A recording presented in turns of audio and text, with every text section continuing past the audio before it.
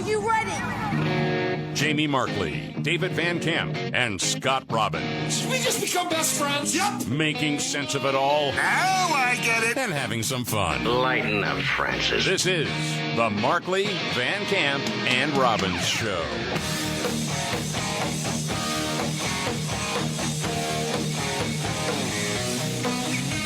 All right, let's do it.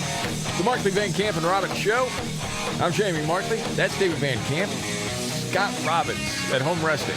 Spent some time with him yesterday afternoon. He's itching to get back on the show. I bet he is. He doesn't sit still orders. very well. No, he's up and moving around. He was listening to Tom Petty and cleaning out some closets, getting ready to send a bunch of stuff to Goodwill, which was amazing to me. I think he was made to do that. I don't think he did it on his own. I was going to say, is he going to be featured on an upcoming? Yes! Is he going to be featured on an upcoming episode of Hoarders? He could. He likes to hold on to stuff if you know anything about him. But just know he is doing well, and it looks like if all goes well, he'll be back on Monday. Awesome. That's what we're targeting for there. I know there's a lot to get to today. Where do you want to start? Well, President Trump speaking at the United Nations today, and there was a little technical difficulty with the teleprompter, and he let people know. Oh, all right. Thank you very much. Very much appreciated.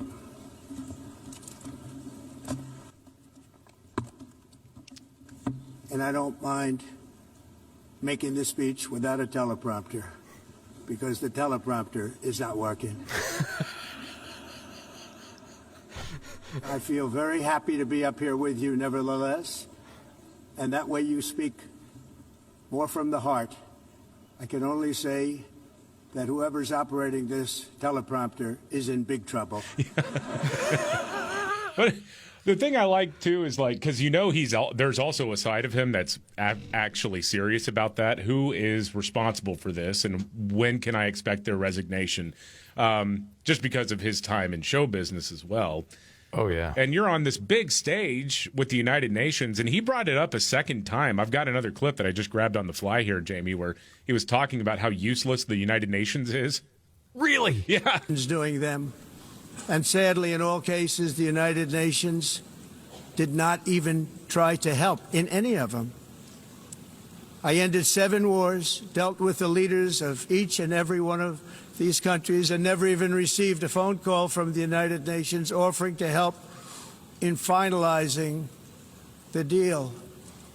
All I got from the United Nations was an escalator that on the way up stopped right in the middle. If the First Lady wasn't in great shape, she would have fallen. But she's in great shape. We're both in good shape. We both stood. And then a teleprompter that didn't work. There'll never be another one like him. That's all I got from the United Nations. Everybody's trying to glad a hand and just be diplomatic on the world stage. Trump's like, I'm the president of the freaking United States. I'm going to tell you what's on my mind. Exactly. Well, every once in a while we'll have a technical issue here, and Robbins will go ballistic more than anybody. Yeah, he will. Right? It'll be nice when he comes back and say, the teleprompter for Trump didn't work. I mean, sometimes things go bad. If it can happen to him, come on, man. That's just part of it. Okay.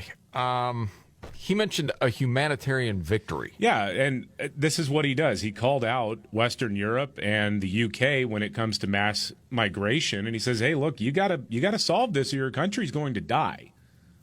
It is true, man. When your prisons are filled with so-called asylum seekers who repaid kindness, and that's what they did. They repaid kindness with crime.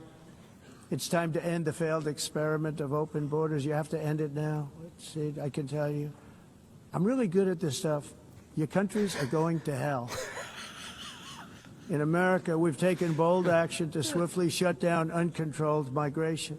Once we started detaining and deporting everyone who crossed the border and removing illegal aliens from the United States, they simply stopped coming. They're not coming anymore. We're getting a lot of credit, but they're not coming anymore.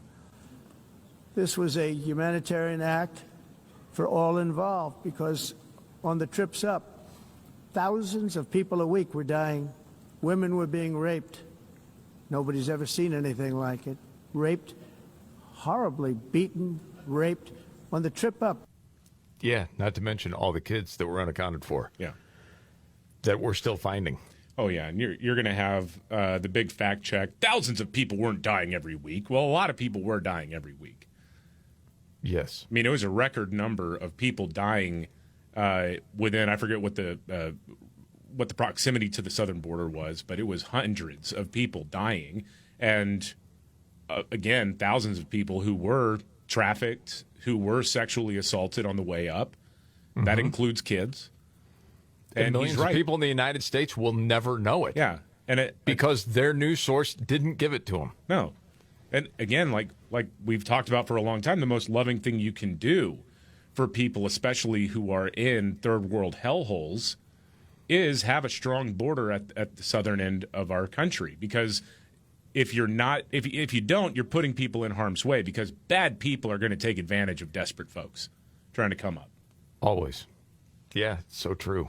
All right, we can get more into that a little bit later. Something else that's making news is this new Kamala Harris book, and she's ticking off a lot of people on her side. Yeah, I think so. I wonder if this isn't just a signal that she's pretty much done running for anything ever again. The word was, going into this, that she was trying to get her ducks in a row to make a run again. Man, this is... But politically, her instincts, look at it over time. That's true. I honestly think it's one of those people that has lived in this bubble that is nowhere close to reality. Yeah, that's probably true. So in her new book, as we talked about a couple days ago, she writes that she wanted to pick Pete Buttigieg, former transportation secretary, to be her running mate, but was worried about it because he was gay. Now, during her interview with MSNBC's Rachel Maddow, who is a lesbian, she says, well, that's not really what I said, even though it is what she said. It's in the book. I can't wait to hear this. Okay, roll it. To say that he couldn't be on the ticket effectively because he was gay is hard to hear. No. That's not what I said, that he couldn't be on the ticket because he is gay. My point, as I write in the book, is that I was clear that in 100... Okay, let me guess.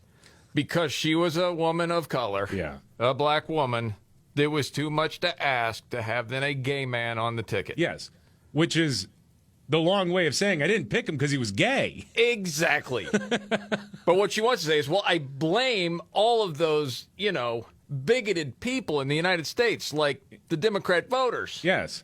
Yes, is what she's saying. In 107 days, in one of the most hotly contested elections for President of the United States, against someone like Donald Trump, who knows no floor, to be a black woman running for President of the United States, and as a vice presidential running mate, a gay man, with the stakes being so high, it made me very sad, but I also realized it would be a real risk. Yeah. No matter. So you didn't pick him because he was gay. Yes. And then again, as I've made the point before, you went with Tim Walz, who acts more gay than Pete Buttigieg. The guy is the jazz hands. Right. Pete doesn't do the jazz hands. Pete does not do that. He's bringing Walz over saying, Tone it Tim, down. I got to tell you, it's kind of gay, the way you go out there and do the thing with the hands. Just saying. I mean, you'd have administrators of Fire Island telling Tim Walz to calm it down a little bit. My goodness.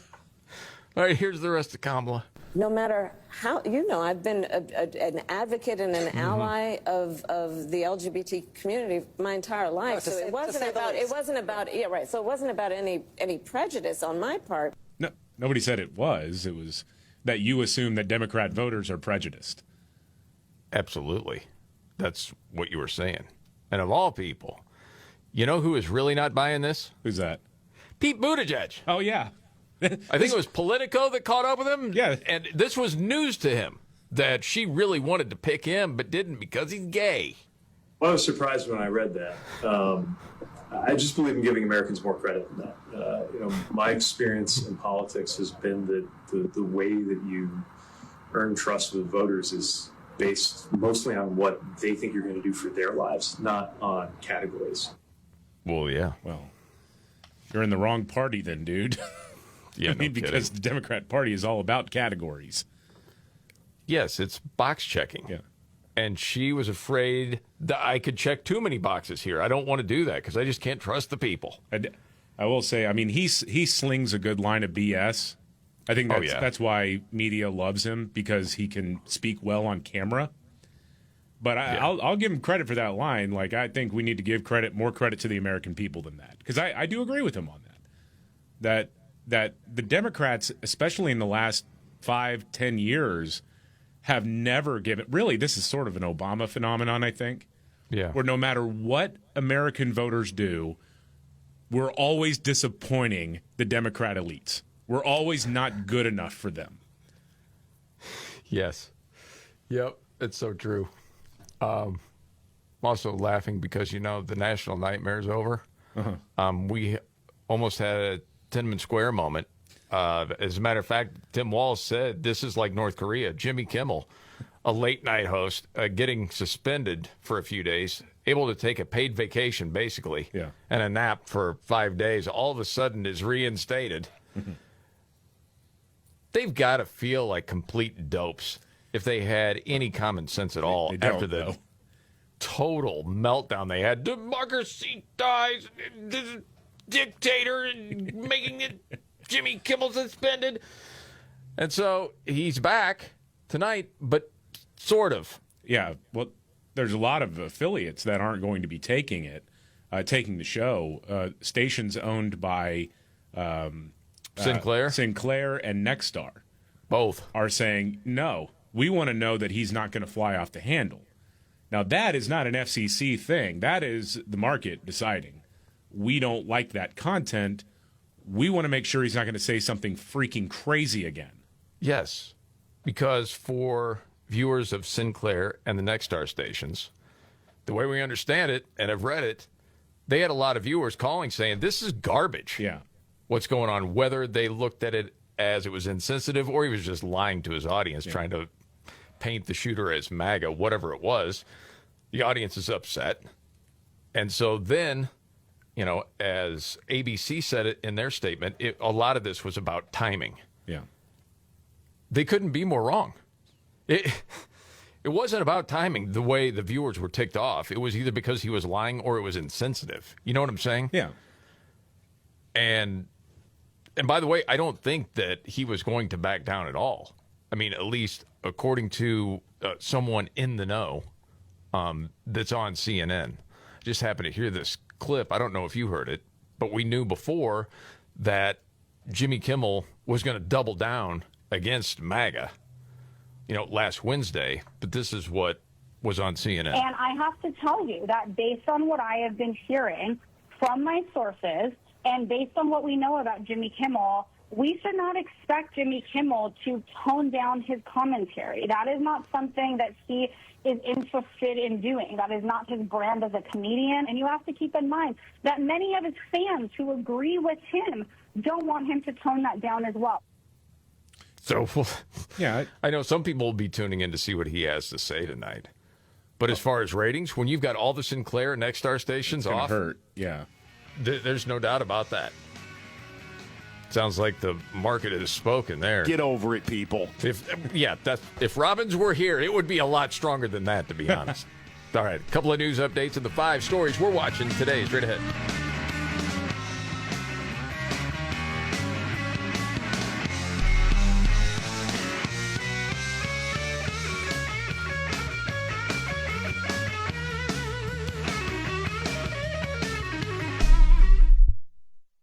My doctor told me my cholesterol is borderline, so I took control with Garlic Healthy Cholesterol Formula. Garlic helps maintain healthy cholesterol safely and naturally. It's odor and taste-free, and Garlic is a world leader in garlic potency. I'm taking charge of my cholesterol with Garlic Healthy Cholesterol Formula, cholesterol's natural enemy. These statements have not been evaluated by the FDA. This product is not intended to diagnose, treat, cure, or prevent any disease. The term natural references only the garlic in the product. Use as directed. Finding great candidates to hire can be like, well, trying to find a needle in a haystack. Sure, you can post your job to some job board, but then all you can do is hope the right person comes along, which is why you should try ZipRecruiter for free at ZipRecruiter.com/free. ZipRecruiter doesn't depend on candidates finding you. Its powerful technology identifies people with the right experience and actively invites them to apply to your job. You get qualified candidates fast. So while other companies might deliver a lot of hay, ZipRecruiter finds you what you're looking for. The needle in the haystack. 4 out of 5 employers who post a job in ZipRecruiter get a quality candidate through the site within the first day. ZipRecruiter, the smartest way to hire. And right now, you can try ZipRecruiter for free. That's right, free. Just go to this exclusive web address, ZipRecruiter.com/free. That's ZipRecruiter.com/free. ZipRecruiter.com/free. You're still glowing, flirting, grooving. You still got it. But your immune system weakens as you age, making it harder to fight flu, pneumococcal pneumonia, RSV, and COVID-19. Vaccines are a key part of any health routine and help strengthen your immune response. Ask your doctor or pharmacist which vaccines you need. Schedule in minutes at VaxAssist.com. Sponsored by Pfizer.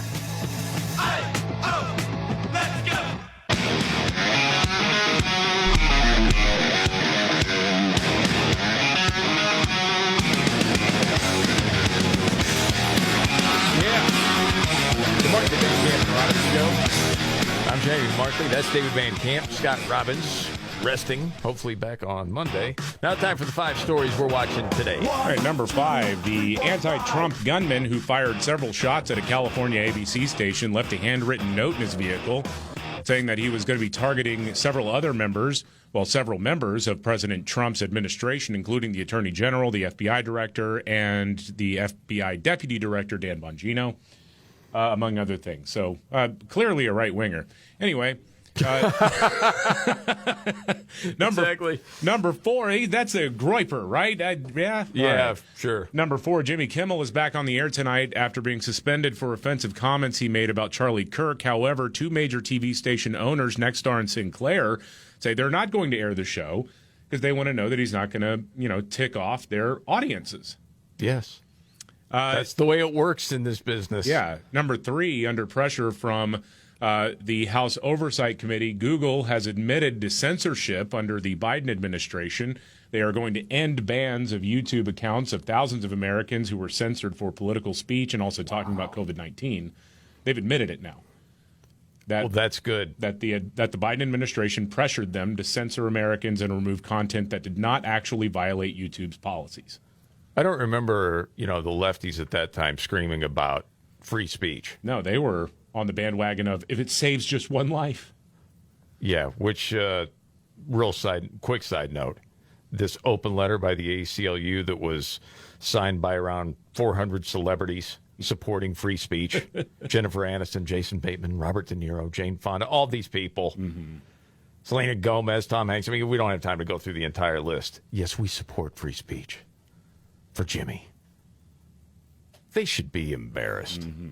They're not, but they should be. No, they see this as a moral victory. They think they won. I'm serious. I know. There are lefties who actually think, we did it. It was the public pressure campaign. No, it wasn't. I kept pointing out, Jimmy Kimmel was not fired last week. They said suspended, and I kind of was under the assumption, let's give him a cooling off period. Let's kind of let things die down a little bit before we put him back on the air. I was surprised they did it as soon as they did. Yeah. Number 2, Trump accused the United Nations of supporting people that are illegally coming to the U.S. while addressing the UN General Assembly today, and he had the receipts talking about how many millions of dollars were distributed by UN agencies to help facilitate the invasion under the Biden administration. Number 1, the Trump administration, this is just a personal stereo thing, personal favorite story. The Trump administration has barred Iranian diplomats based in or visiting New York from shopping at wholesale club stores like Costco and purchasing luxury goods in the United States without specific permission from the State Department. You want that? Now it's like your diplomatic papers are less powerful than a Costco card. Well, I mean, and then you're going to hear about Islamophobia or some nonsense. No, he's proving a point. Yes. I mean, yeah, capitalism? Mm-hmm. It has its advantages. This is the Markley, Van Camp, and Robbins show. I'm just wondering, like Ahmed's wife or something is like, hey, let's go to Costco this weekend. We need to stock up. I can't. The Trump administration has taken away my Costco card. No kidding. By the way, did you know today is the day that the world is supposed to end? I heard that. Like there was some nuts saying that today is the rapture. I just saw that there were some Christians on TikTok saying that, and that some were quitting their jobs and selling their cars. Ooh. Listen, as a Christian person, I had not even heard this. It sounds like nonsense to me, but that doesn't mean I wouldn't get a good deal on a car from somebody that thinks it's all going to end by midnight. So if you got one, hit me up. Looking for a car. Okay. All right, couple of news updates. Oh, the Tylenol controversy, and what's your story coming up?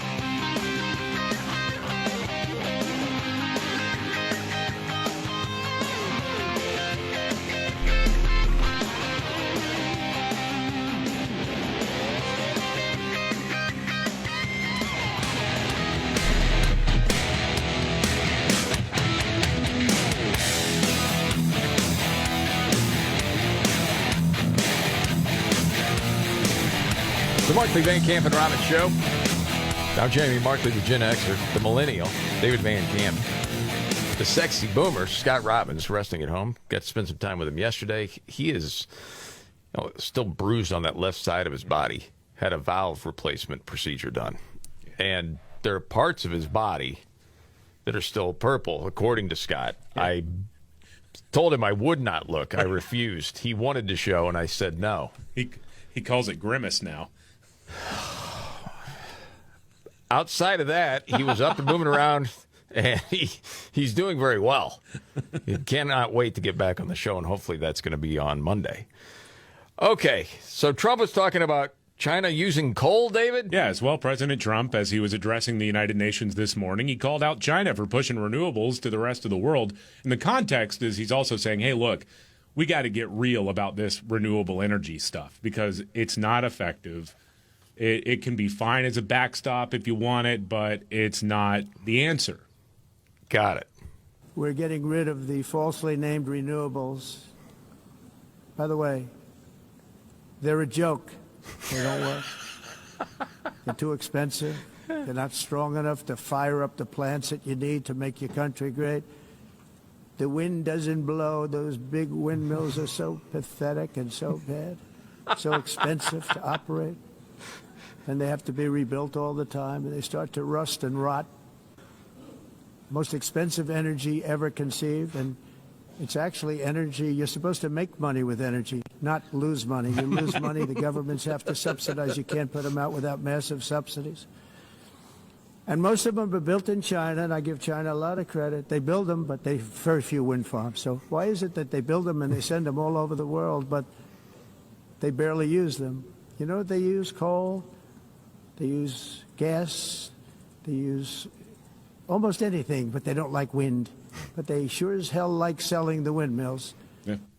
Yeah. That's true. I mean, they do. I think I saw one person try to do the fact check and say, actually, wind power generation is most plentiful in China and anywhere else in the world. And it's like, well, yeah, because it's a huge country. But if you break it down by percentage of energy sources, it's a tiny sliver of what they do. The majority of it is coal. They're burning coal left and right, man, because they got a lot of it underground. And it never gets reported. Yeah. From the legacy synchronized media. They don't talk about it. And it also never makes its way over here. I know you already know this, David.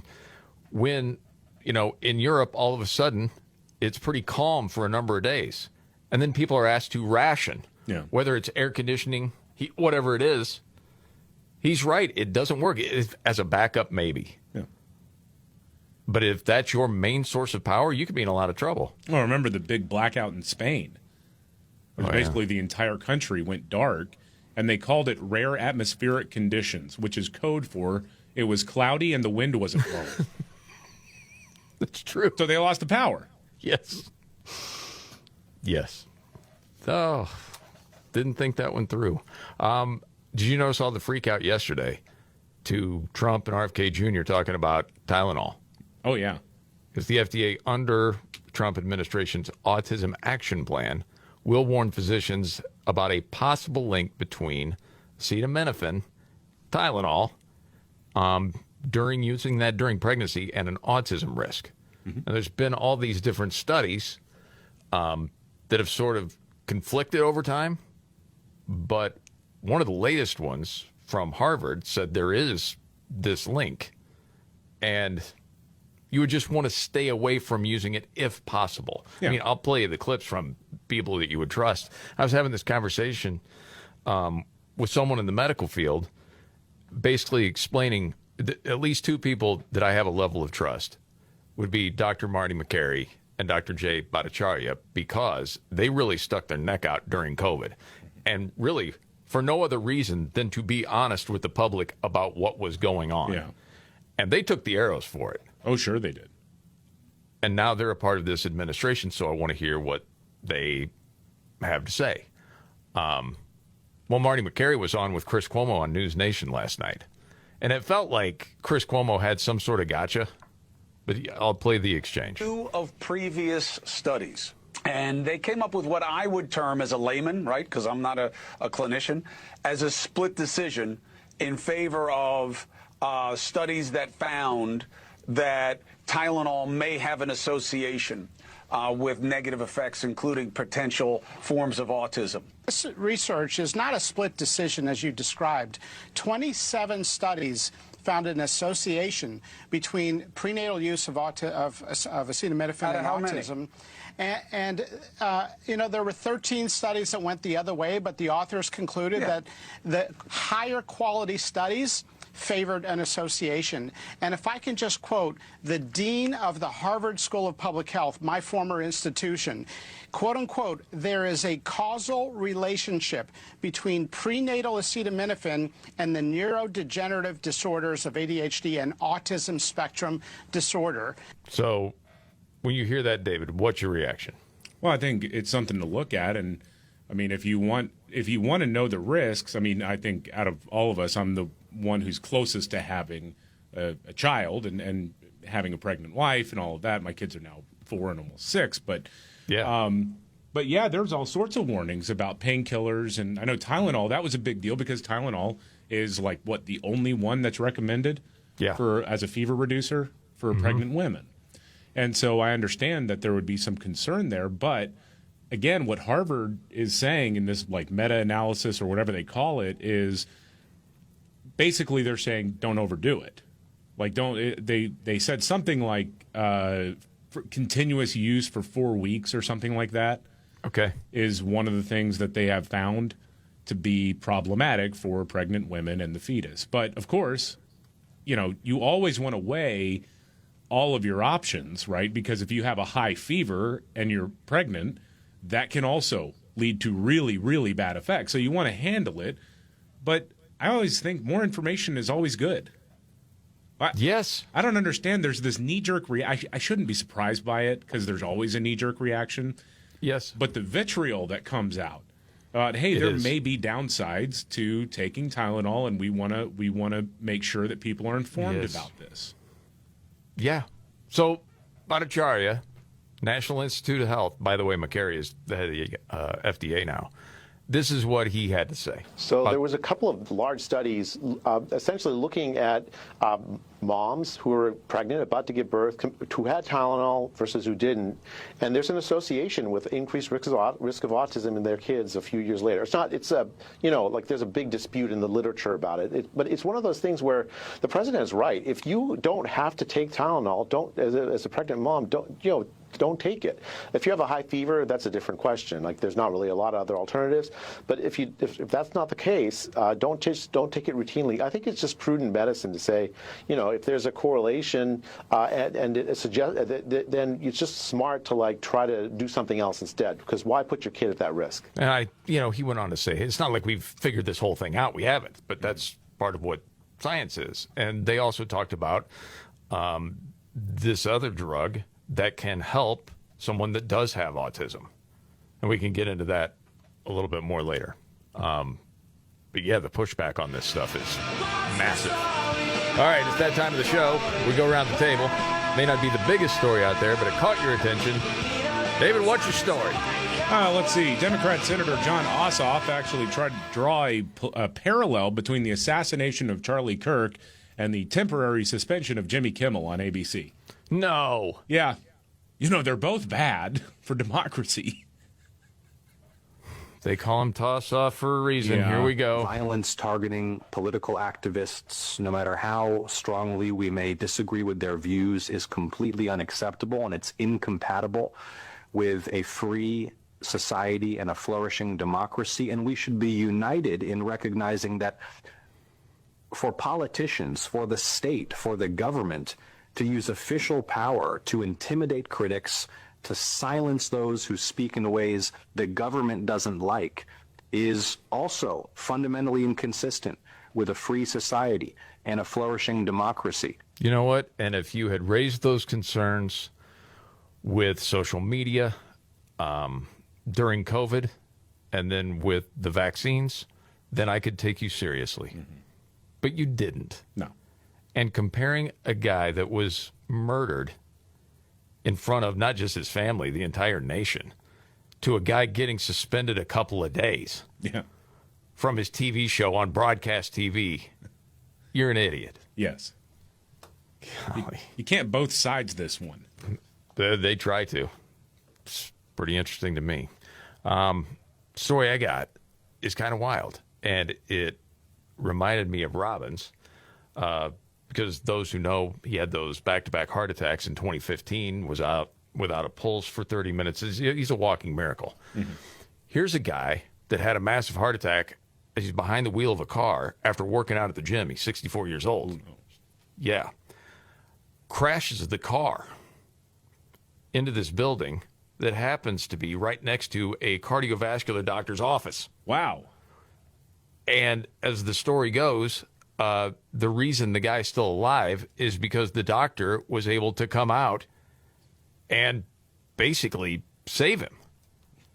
It is just absolutely remarkable the way this whole thing went down. Here is a clip of the news coverage of this. First you'll hear the doctor and then the guy that had the heart attack. So when I got to your car, what I saw was the windshield was shattered and your airbags were deployed, and it was hard to see you. You weren't breathing and you didn't have a pulse. SCD, sudden cardiac death. But fortunately, we got things restarted very quickly, and so God was watching out for him for sure.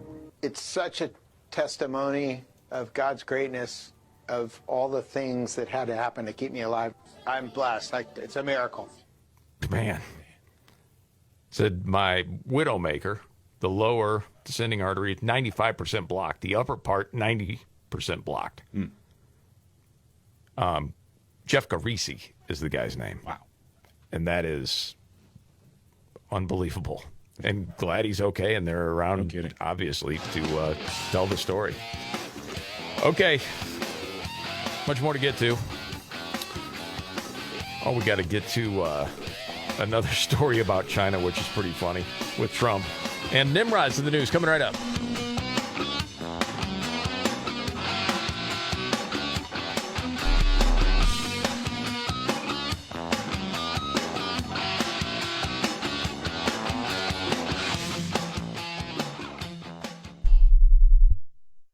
Summer's over, but those lingering effects of backyard barbecues may have your liver continuing to work overtime.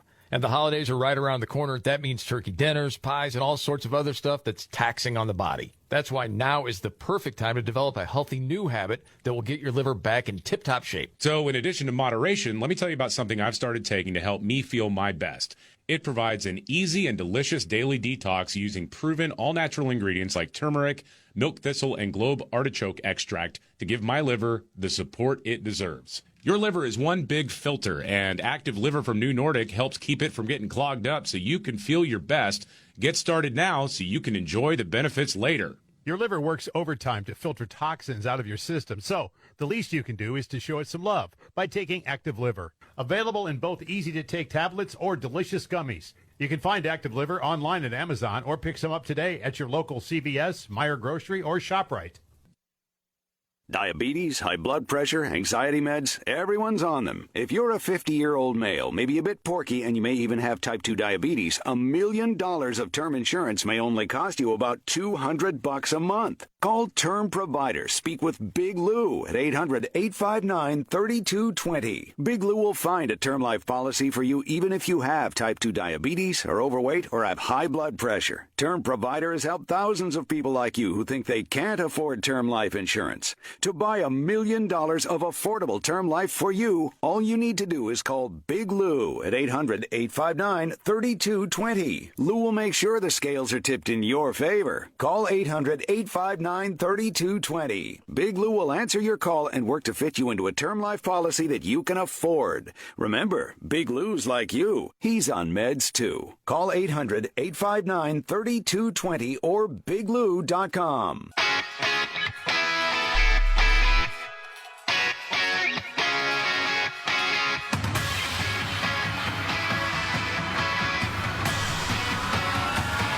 All right, then. The Markley, Van Camp, and Robbins Show. Jamie Markley, David Van Camp, Scott Robbins out. Hopefully back on Monday, but still here with his voice. Football season is back on Prize Picks. Every day we make choices, but on Prize Picks, being right can get you paid. So kick off the season right by getting $50 instantly in lineups when you play your first $5. Just use the code MVCR on the Prize Picks app. With millions of users and billions of dollars awarded in winnings, Prize Picks is the best place to put your takes to the test. Plus, the app is really simple to use. You just pick 2 or more players across any sport, pick more or less on their projections, and if you're right, you could win big. With simple stats and user-friendly policies, Prize Picks is the most fan-friendly app to make your picks. All transactions on the app are fast, safe, and secure. Don't miss any of the action this season on Prize Picks. Download the Prize Picks app today. Use code MVCR. $50 instantly in lineups when you play your first $5. That's code MVCR on Prize Picks. $50 instantly in lineups when you play your first $5. Win or lose, you'll get $50 in lineups just for playing. Guaranteed. Prize Picks. It's good to be right. All right. The Trumpster, in his address to the UN General Assembly, talking China and India, saying they're funding the war. Russia, Ukraine. Yeah. Then he starts talking NATO.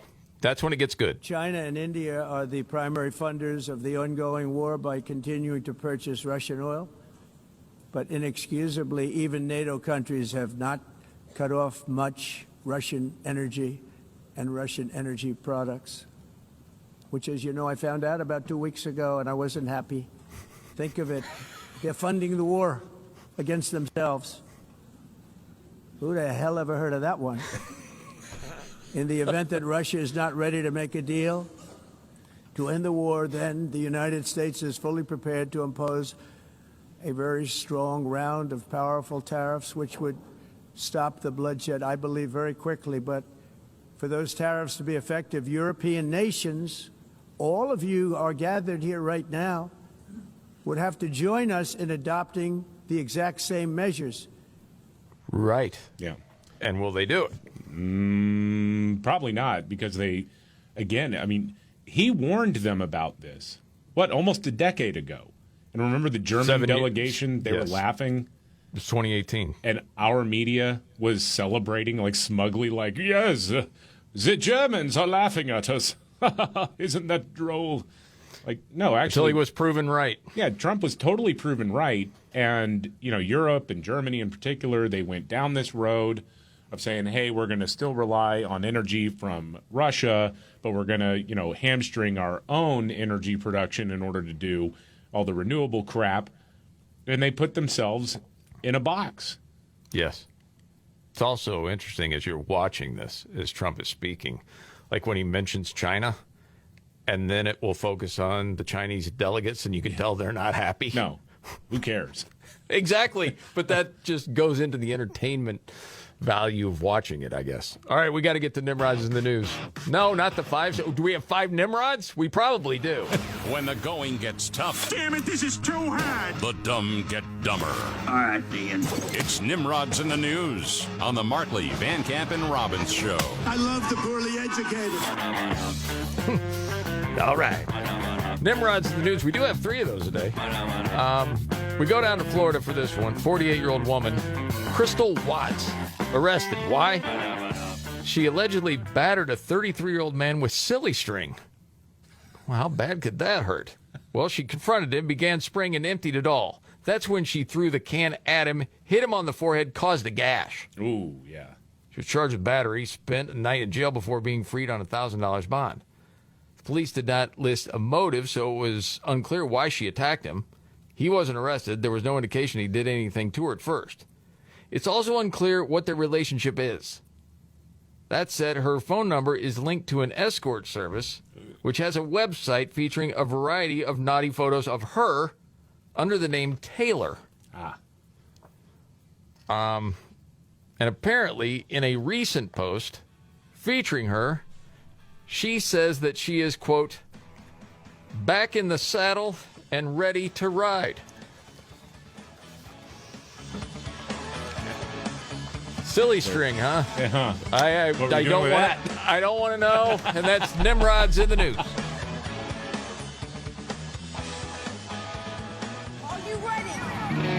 Jamie Markley, David Van Camp, and Scott Robbins. We just become best friends. Yep. Making sense of it all. Now I get it. And having some fun. Lighten up, Francis. This is the Markley, Van Camp, and Robbins Show.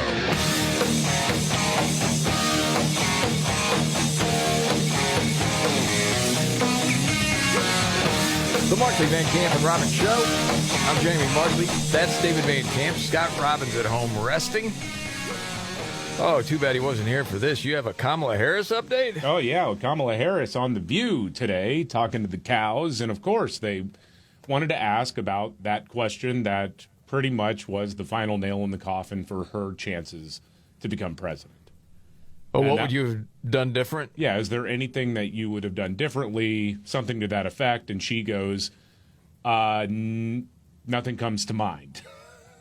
Exactly. Less than a month before the election, and she's like, no, I agree 100% with this deeply unpopular president.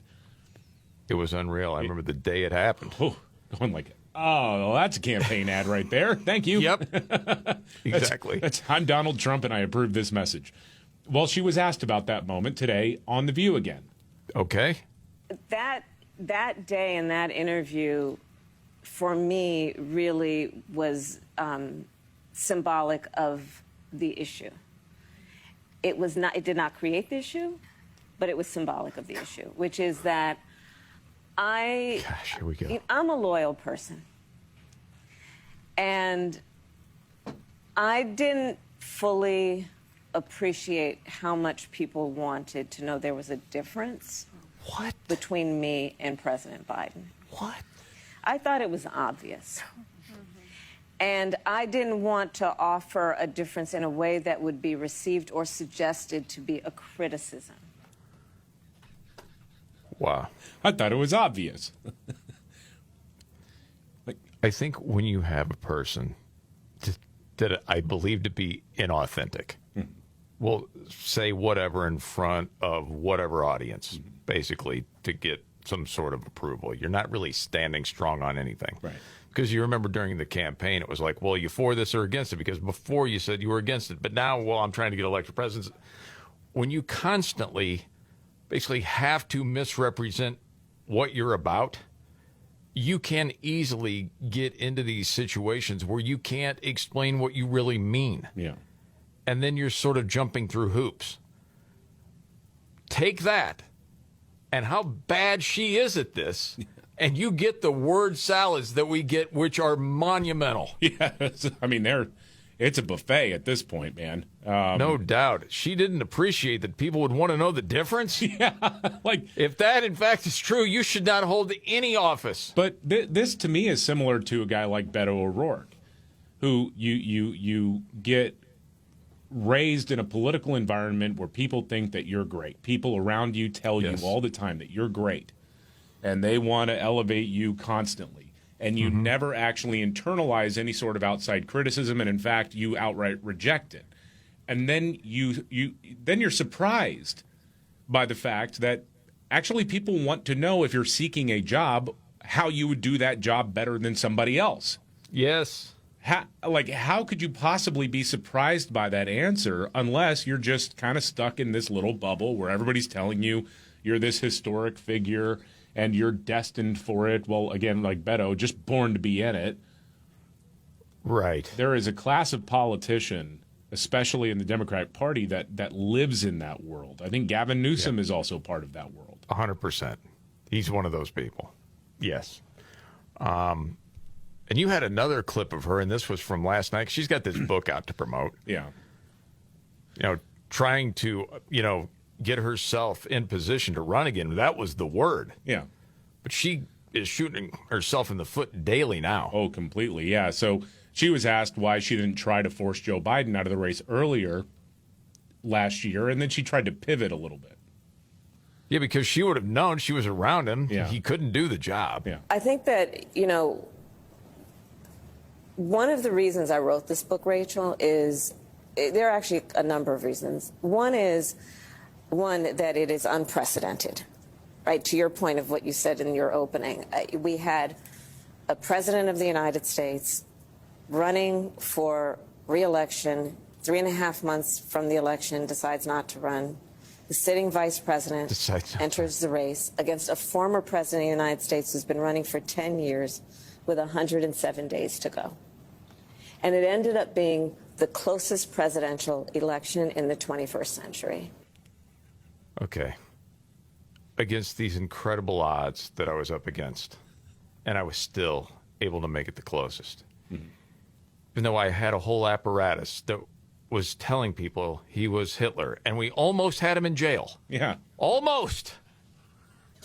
I still made it close. Yeah. Against all odds. Except, I guess if she's talking about the popular vote, sure, the margin was closer. I know a lot of people are pointing out the 2000 election. That's technically not the 21st century. So she gets a pass on that. But at the same time, you went from a popular vote winning streak in the Democrat Party to losing the popular vote. True. That's not like, hey, we made it close. No, actually, you lost millions of votes that Democrats usually get. Yes. Well said. And there's a second clip that goes with this? Oh, well, get used to hearing that line because, well, she's got it memorized. This is from a podcast interview that she did. Are you kidding? Nope. The seated president of the United States 3.5 months before the election. So this is what this is. Everything's rehearsed. The sitting vice president. This is why they couldn't put her out there for a real interview. The race against a former president of the United States who had been running for 10 years. Yeah, we don't have to listen to with 107 days. It's incredible. Resulting in. Okay. Because we ended up, in spite of what this person in the White House would say. Okay. Goodness gracious. That's terrible. Exact same answer. It's all, almost cadence. Yeah, it's all scripted with her. Wow. Okay. Other news out there. Big controversy with Tylenol and autism. And, well, now it's being recommended that pregnant women not take Tylenol unless it's necessary for fever. Yeah. I'm paraphrasing what they're saying. But there have been all of these different studies, and some would say conflicting. I think it was Dr. Marty McCary, FDA, said 27 studies said there's a link. 13 studies said there's not, if you're keeping track of numbers. But part of this yesterday, he told the story about his wife. When my wife was pregnant and delivered our son a few months ago, they pushed her to take acetaminophen for a low-grade fever. She said no, and then they looked to me and I said, absolutely no. No. Okay. And there are people saying, okay, this is, completely irresponsible to present this without, more robust studies that you could actually cite in a situation like this. I was thinking about you with your kids and everything else, David. Yeah. When you saw the way this was rolled out yesterday, what did you think? I thought, with all of this, I thought it was way overhyped. I thought, to me, I think there's two things going on. One, is this a thing that you would want to know about? Well, sure. Yeah. This is what you would want to know about. But then also, I think that, Secretary Kennedy RFK Jr., made a pretty bold promise about a big announcement on autism coming in September, and so they just sort of grabbed something. That's what it seems like to me a little bit. Yeah, because there might be a correlation, but it's not like we found out what's causing all this. Yeah, right. So it wasn't one of those. And I think Dr. Jay Bhattacharya said so much of that. I can get to that clip in a second. Are you going to play now? Yeah, go ahead and play. Because he was. I think the question to him was, hey, there's other people saying these other studies that would say there's no real link with Tylenol and autism, and they're crazy. What do you say to that? We're not out of our minds. We read the scientific literature very, very carefully, did a judicious evaluation of it. The evidence of a correlation looks convincing to me. I mean, I know that there are studies that find different, but there are good reasons why they found different. Again, that Harvard School of Public Health dean, in his review of the evidence, considers all of this and comes to the conclusion that there is a correlation, just like the president said. Okay. Yeah. And one more clip I want to hear again, just for myself. And that was him saying, about this study that just got put out, which they were putting a lot of credence to. There was a study just put out by folks at Boston, at Harvard University and Mount Sinai Medical Center that did a review of this literature, and they concluded, based on what all of the literature says, scientific evidence, peer-reviewed, all that, that there's a correlation. In fact, the head of that study, the dean of medicine at Harvard School of Medicine, wrote a piece to us saying essentially that he believes that the link is causal. Now, I don't believe this will solve all autism, but I think this may be a cause of autism, and it's just wise to be cautious when you don't have to take it for a low fever, or you don't have to take it for pain, for mild pain. Then just avoid taking it. It's like you don't eat sushi. You tell moms not to eat sushi, or pregnant moms not to eat sushi when you're pregnant. It's kind of like that. Okay. Yeah. So, I mean, I'm glad they came out with it. Yeah, and it also gave birth to an instant classic line from President Trump. I don't know if you heard this one. Go for it. Nothing bad can happen. It can only good happen.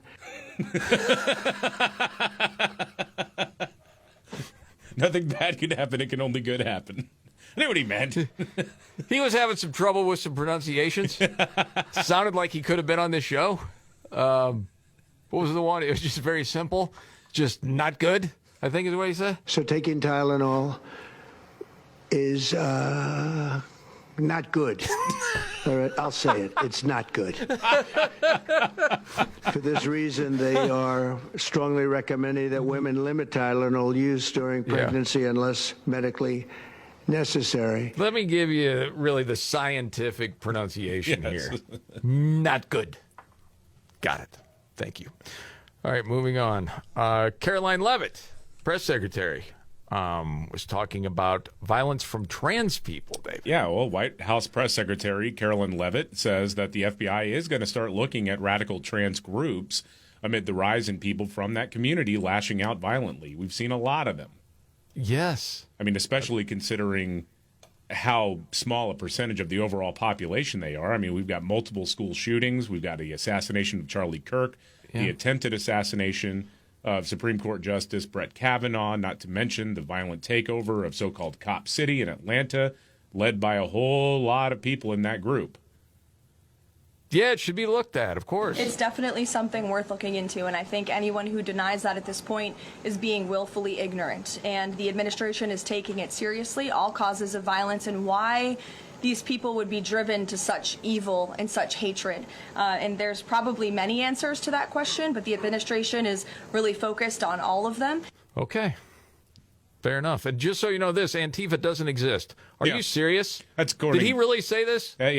President Trump has designated Antifa a domestic terrorist group, and liberals are upset. This is former Meet the Press host Chuck Todd talking to Chris Cillizza. Well, it's going to be this executive order where they're going to try to create a new classification for anybody on the left who opposes Trump as somehow a member of Antifa and a terrorist. Yes. Like, this is coming, and I don't think we are fully now. I don't think there's any the problem. Like, I don't even know what Antifa is. I know what the definition of Antifa is, and I know what the word means, but it's not a group. There is no group. No. And so, but what's dangerous is that by designating it, who's going to define who the group is? And if the Trump administration decides to say, you, George Soros, are a part of this group that I designated, and you're like, no, I'm not, and it doesn't matter. Like, they're going to then use that as some sort of potential opening. And I think that's what's so extraordinarily dangerous about these designations. How about Antifa's dangerous, Chuck? Yeah, right. At least they already have a theme song. Antifa! I haven't heard that one in a long time. That's a classic from this show. All right, the 5 stories we're watching today. Straight ahead.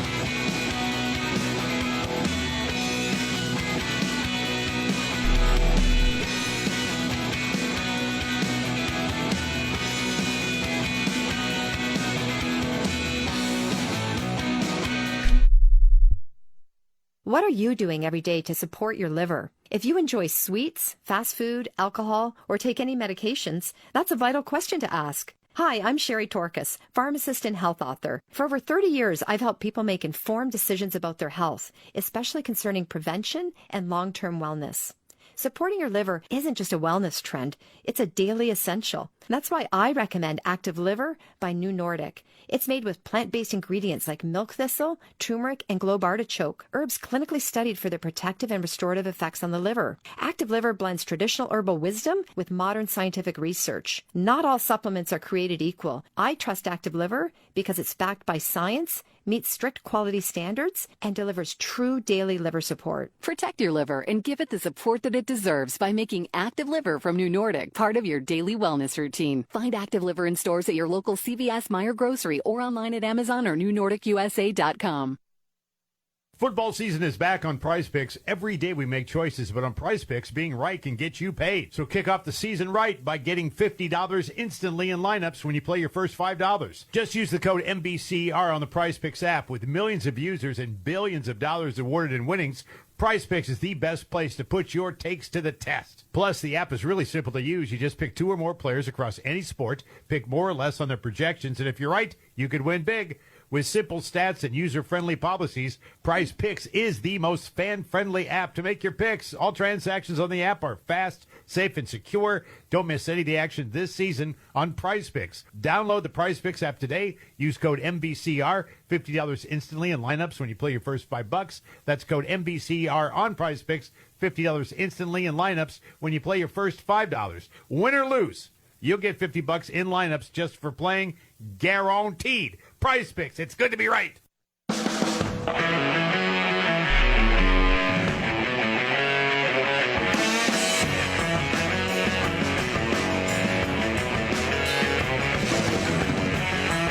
Markley, Van Camp and Robbins Show. Jamie Markley, David Van Camp, Scott Robbins at home resting. Now the 5 stories we're watching today. 1, 2, 3, 4, 5. Number 5, the guy who shot up a California ABC station, who hated Trump and apparently was mad about Jimmy Kimmel being suspended. Apparently he left a note in his car that the cops found that said he was going to target the Attorney General, the FBI director, and the Deputy FBI director as well. And so he is facing a lot of charges right now. The guy's a stone-cold loser. Yeah. Number 4, this is frightening. The U.S. Secret Service has dismantled a massive hidden telecom network in New York. Investigators say the system could have crippled cell towers and jammed 911 calls. This is as the UN General Assembly is going on. Wow. That's fairly concerning, I think. Absolutely. Yeah. Let's see. Number 3, Jimmy Kimmel is back on the air tonight after being suspended for offensive comments he made about Charlie Kirk. However, 2 major TV station owners, Nexstar and Sinclair, said that they are not going to be airing the show. They're preempting. Boy, this will be interesting. Yeah, it will. Where it goes from here. If nothing else, it robs him of the huge ratings boom that he was expecting. Yeah, because that's a station in Portland, 1 in Seattle. Oh, yeah. D.C. I think it's, a total of 66 stations? It's a lot. That's a pretty big number. Yep. Let's see. Number 2, Trump accused the United Nations of supporting people that are illegally coming into the U.S. while talking to the UN General Assembly. And brought the receipts, talked about how many millions of dollars the UN or UN-connected groups have sent towards so-called, asylum relief. Exactly. All of that. No, they are facilitating it. The teleprompter is not working. Oh, yeah, and the teleprompter not working. Yeah. And then number 1, the Trump administration has banned Iranian diplomats based in or visiting New York from shopping at Costco without specific permission from the State Department. How long before the, quote, targeting Islam takes? They're probably already out there. It's Costco Muslim ban. Oh, that's hilarious. I happened to see this stat, and at first I didn't believe it. I thought people were just joking as far as, different polls and they're going to lie to people. Because pretty much everyone's carrying a phone with them now, right? But where do you carry it? 57% right pocket. Yeah. Makes sense. 19% left pocket. 12% carry it in a bag. Okay. Yeah. 7% back pocket. 5%, you want to guess? The bra? Underwear. Could be bra, but undies. Yeah. You're like, what? Who's putting in their underwear? Women are saying, hey, listen, I don't have any sort of pocket in these shorts. I just sort of waistband sort of thing. Oh, gotcha. Okay. Yeah, I've seen that actually. Then. There you go. This is the Markley Van Camp and Robbins Show. I will say, women live in a pocket desert. I don't understand it. Why it seems like clothing manufacturers just can't put usable pockets on women's clothes. Is it because a lot of times they're carrying a purse? I guess. Maybe it's more form or shape fitting. It could to be. Not have big pockets, but I don't know. Or they just know that their boyfriends and husbands, well, that's the reason they created cargo shorts, so we're a walking purse. But are you speaking from experience here? I might be. You carry a lot of stuff? Yeah. Got your phone in one leg and her phone in the other? Yeah. Keeps you from leaning, I guess. All right. Kamala Harris talks Jimmy Kimmel. You got to hear that much more straight ahead.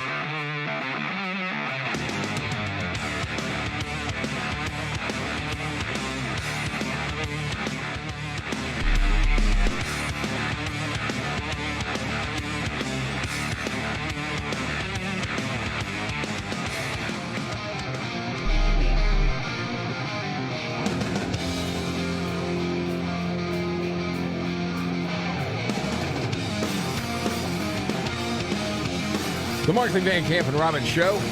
I'm Jamie Markley, the Gen Xer, the millennial David Van Camp, the sexy boomer, that's Scott Robbins. He's at home resting and hopefully back on Monday. So Jimmy Kimmel is coming back. It shows the power of the people, says Kamala Harris. Yes. Kamala Harris on MSNBC last night was saying, hey, we did it. It's actually it's a victory on behalf of the left that Jimmy Kimmel is no longer suspended. Okay. Talk about the power being with the people and the people making that clear with their checkbooks as it relates to the suspension of Jimmy Kimmel. We saw the power of the people over the last few days, and it spoke volumes, and it moved a decision in the right direction. I think that part of where we are now in terms of thinking about what the fight is. Okay. So let me get this straight. So this was an assault on freedom of speech. Yes. This was like North Korea. Mm-hmm.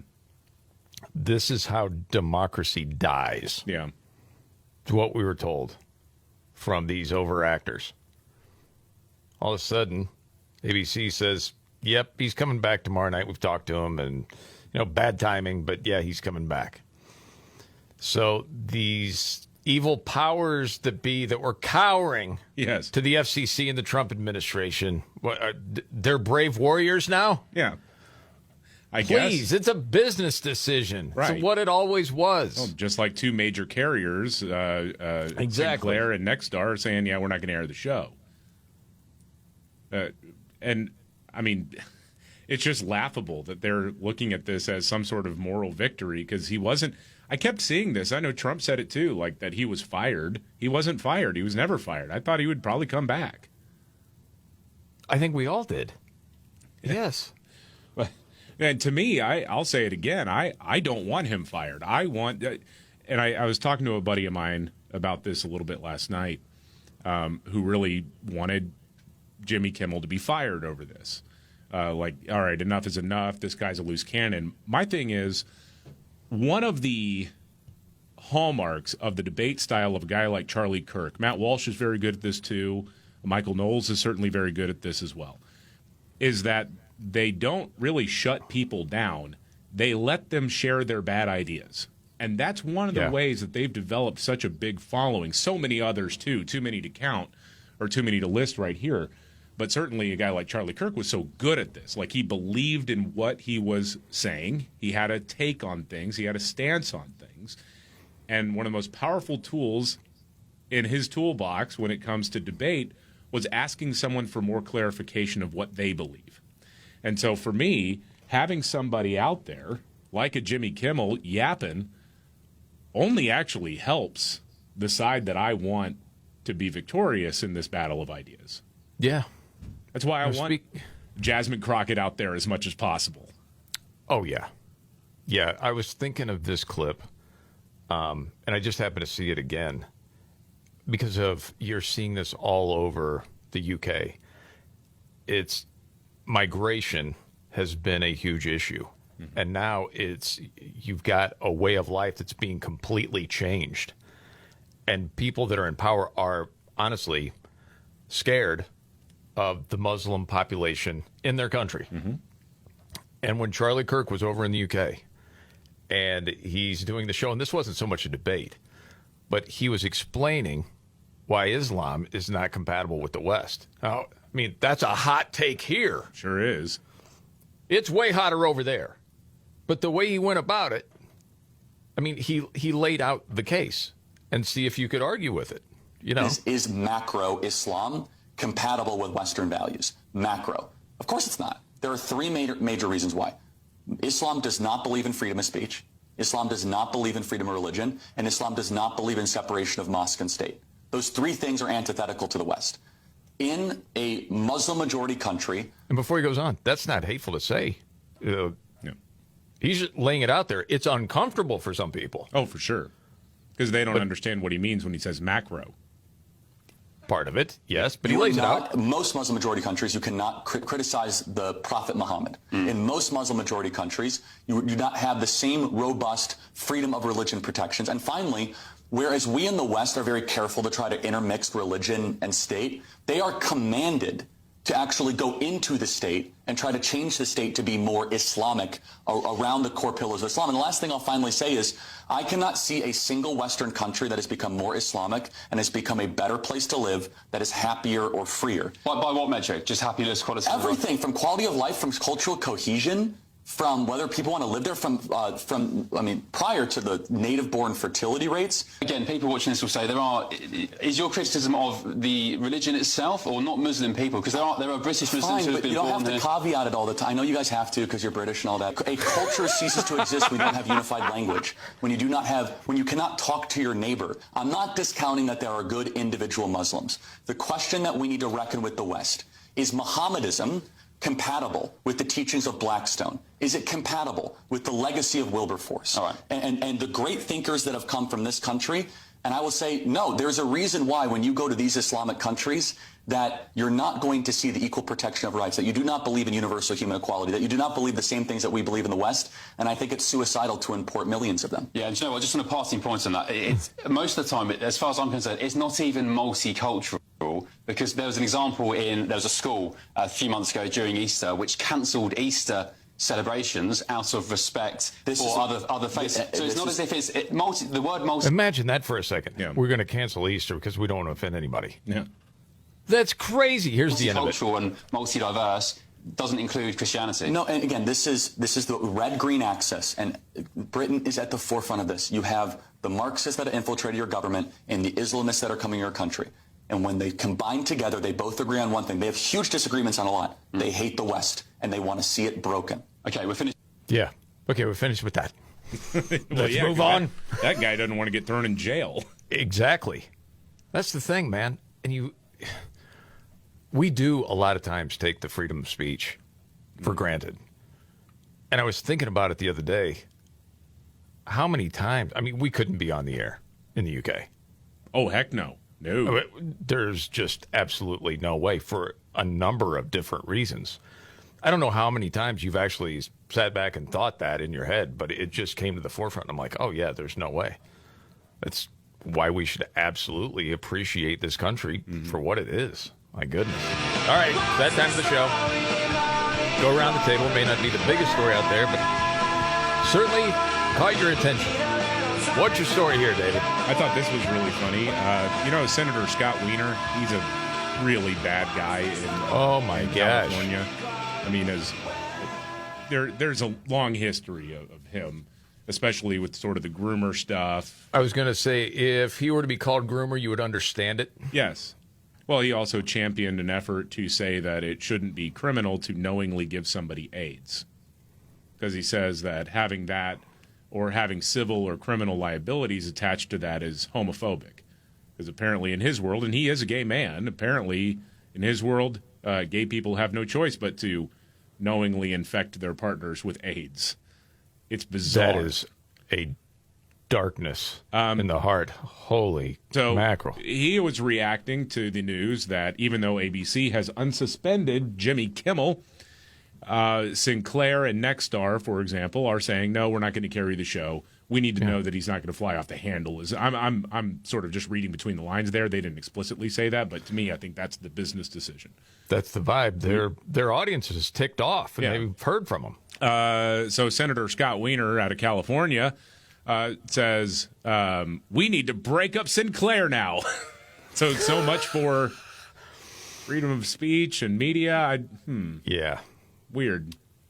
Something, isn't it? They cannot be. They can't be ideologically consistent for 2 seconds, can they? It's amazing. No. I did like. There's a guy on X. He goes by Jarvis. I think he's really, really funny. And nobody tell him I said that because it'll go to his head. But he says, you know who else upset the powers that be with his ideas? Got suspended for 3 days and then returned. And it'd be like the left to compare him to Jesus. Yes. Yes, of course. For my story, I thought this would be a good time to do this.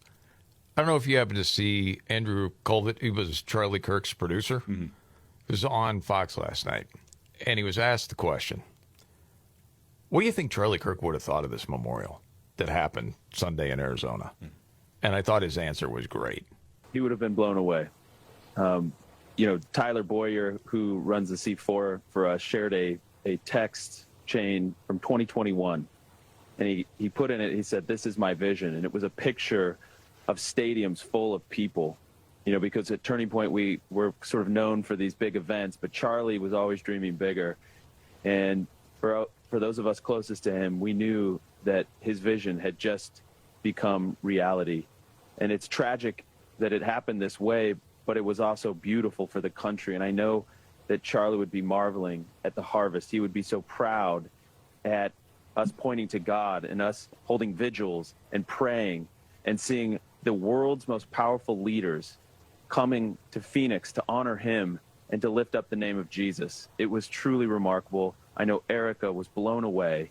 And as she always told Charlie in private, this is not normal. There's nothing normal about Charlie Kirk's life. There's nothing normal about Charlie Kirk's death. Man, that's well said. Yeah. I think the way he's saying it, I'm paraphrasing it, for he and that staff, I think it's sort of hitting them now. Yeah. He sort of went into that a little bit, saying that honestly, they were devastated after Charlie was murdered. And then it was this putting on the memorial that would usually take 6 months to plan. And doing that in a number of days, and the rush of adrenaline, trying to pull the whole thing off, and they did, and it was so successful. And now it's sort of like hitting with the reality of everything. Yeah. But I mean, TPUSA's still out there, yep, and still traveling. It's been really remarkable to see. Okay, much more to get to. The governor of Illinois, he's a beauty. J.B. Pritzker. Yeah, you'll want to hear what he said. And Nimrods in the news coming up.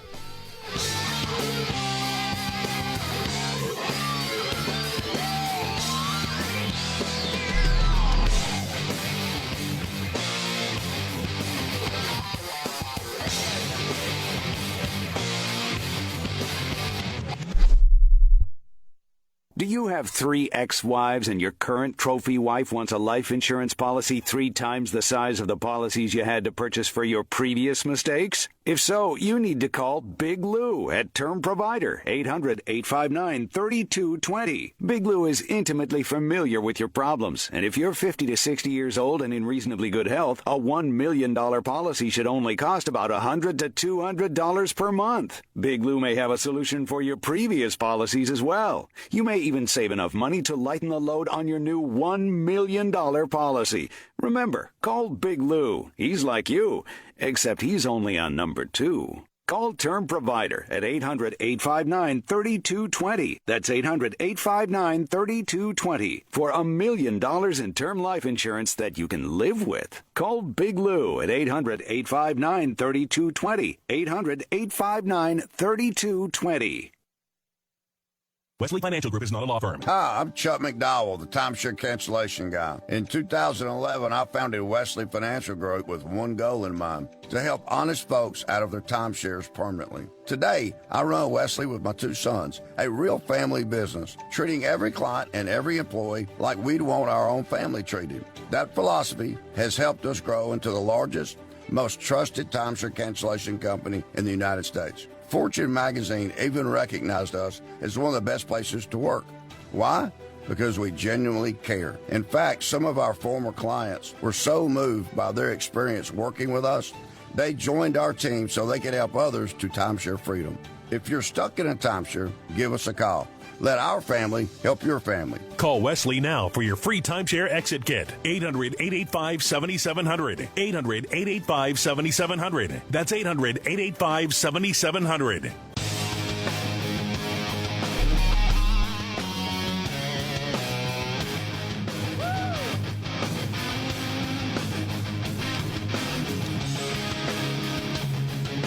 The Markley Van Camp and Robbins Show. You know, you don't have to let all your photos sit on your phone. You can put them to good use with Aura Frames. It's Wirecutter's #1 digital frame, and for a good reason. It's easy to set up. They have different frame options, and the best part is it comes with unlimited storage.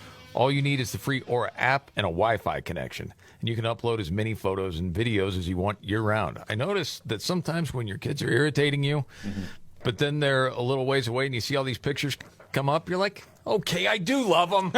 Yeah, grandparents love this too. It's easy to use, and you can update them on what's going on in the grandkids' lives with the click of a button. I've also heard that in theory, if a grandparent was known to get worked up watching cable news and might think about showing up to one of those No Kings rallies or something, allegedly, if you put that frame underneath the TV, it might calm them down a little bit. I've heard. That'd be awesome. I've heard. You can save on the perfect gift that keeps on giving by visiting auraframes.com. For a limited time, listeners can get $20 off their best-selling Carver mat frame with code MVCR. That's Aura Frames, A-U-R-A, auraframes.com. Promo code MVCR. Support the station by mentioning us, Markley, Van Camp, and Robbins at checkout. Terms and conditions apply. Illinois Governor J.B. Pritzker is criticizing Trump's National Guard plan for Chicago. He says it's voter intimidation. Is what this is. And he sat down with, it was a hard-hitting interview with Mika Brzezinski from MS Yesterday or Now or whatever. Yeah. And this went like this. This is about crime. He's coming into Chicago for crime. But it's a lie that we've seen. I mean, if we're reducing crime at the rate that we are, and we are, and you've seen it all across the country, why is he sending troops into cities? It makes no sense. Do you remember Labor Day weekend and then the weekend after that? I didn't see this past weekend, but reducing crime like it's nothing? Give me a break. Do you think it's about the midterm? I do. I absolutely think that is what it's about. And it's about his authoritarian need to control. That whole endeavor is really about making sure that he can effectuate the rest of his agenda for the remaining 2 years of his 4-year term. So that's what he's come up with. Mm-hmm. Guy's ridiculous. Yeah. I don't understand. Then he's got a media carrying the water for him. It's voter intimidation. Okay. If you're reducing crime, why wouldn't you say, hey, let's find out a way that we can all work together and reduce crime even more? I mean, to me, it's one of those, like, situations where the obvious play for a governor or a mayor would be, hey, I don't want the Trump administration, because at some point they are going to put the National Guard in Chicago. I'm convinced of that. At some point, that's going to happen. If you are worried about it, wouldn't you want to know the plan? Wouldn't you want to be able to have a say in what the plan is? I think they want to fight it. I think they would want the chaos. To say, see, it didn't work. Which is crazy because we know it can work. Yes, but honestly, and you see it all the time, it's projection. Yeah. He's accusing Trump of what he's guilty of. Yeah. It's the political power. Yeah. And afraid of all of a sudden the National Guard comes in, things get cleaned up, and it makes him and the whole administration look like a fool. That's the thing. I think that's what he's scared of.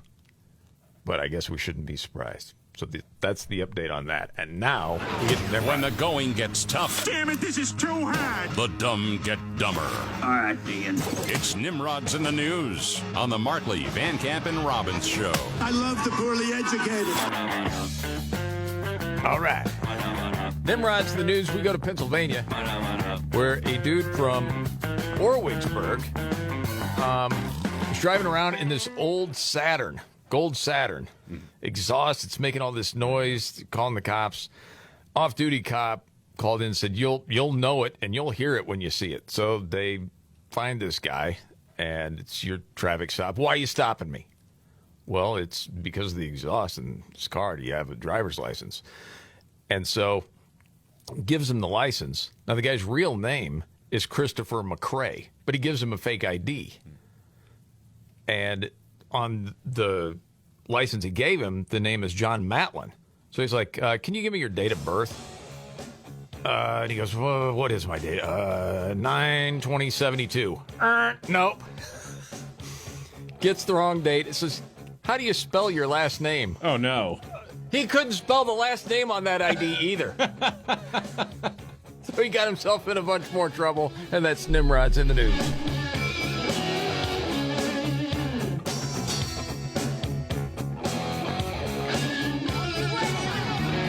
Jamie Markley, David Van Camp, and Scott Robbins. We just become best friends. Yep. Making sense of it all. Now I get it. And having some fun. Lighten up, Francis. This is the Markley, Van Camp, and Robbins Show.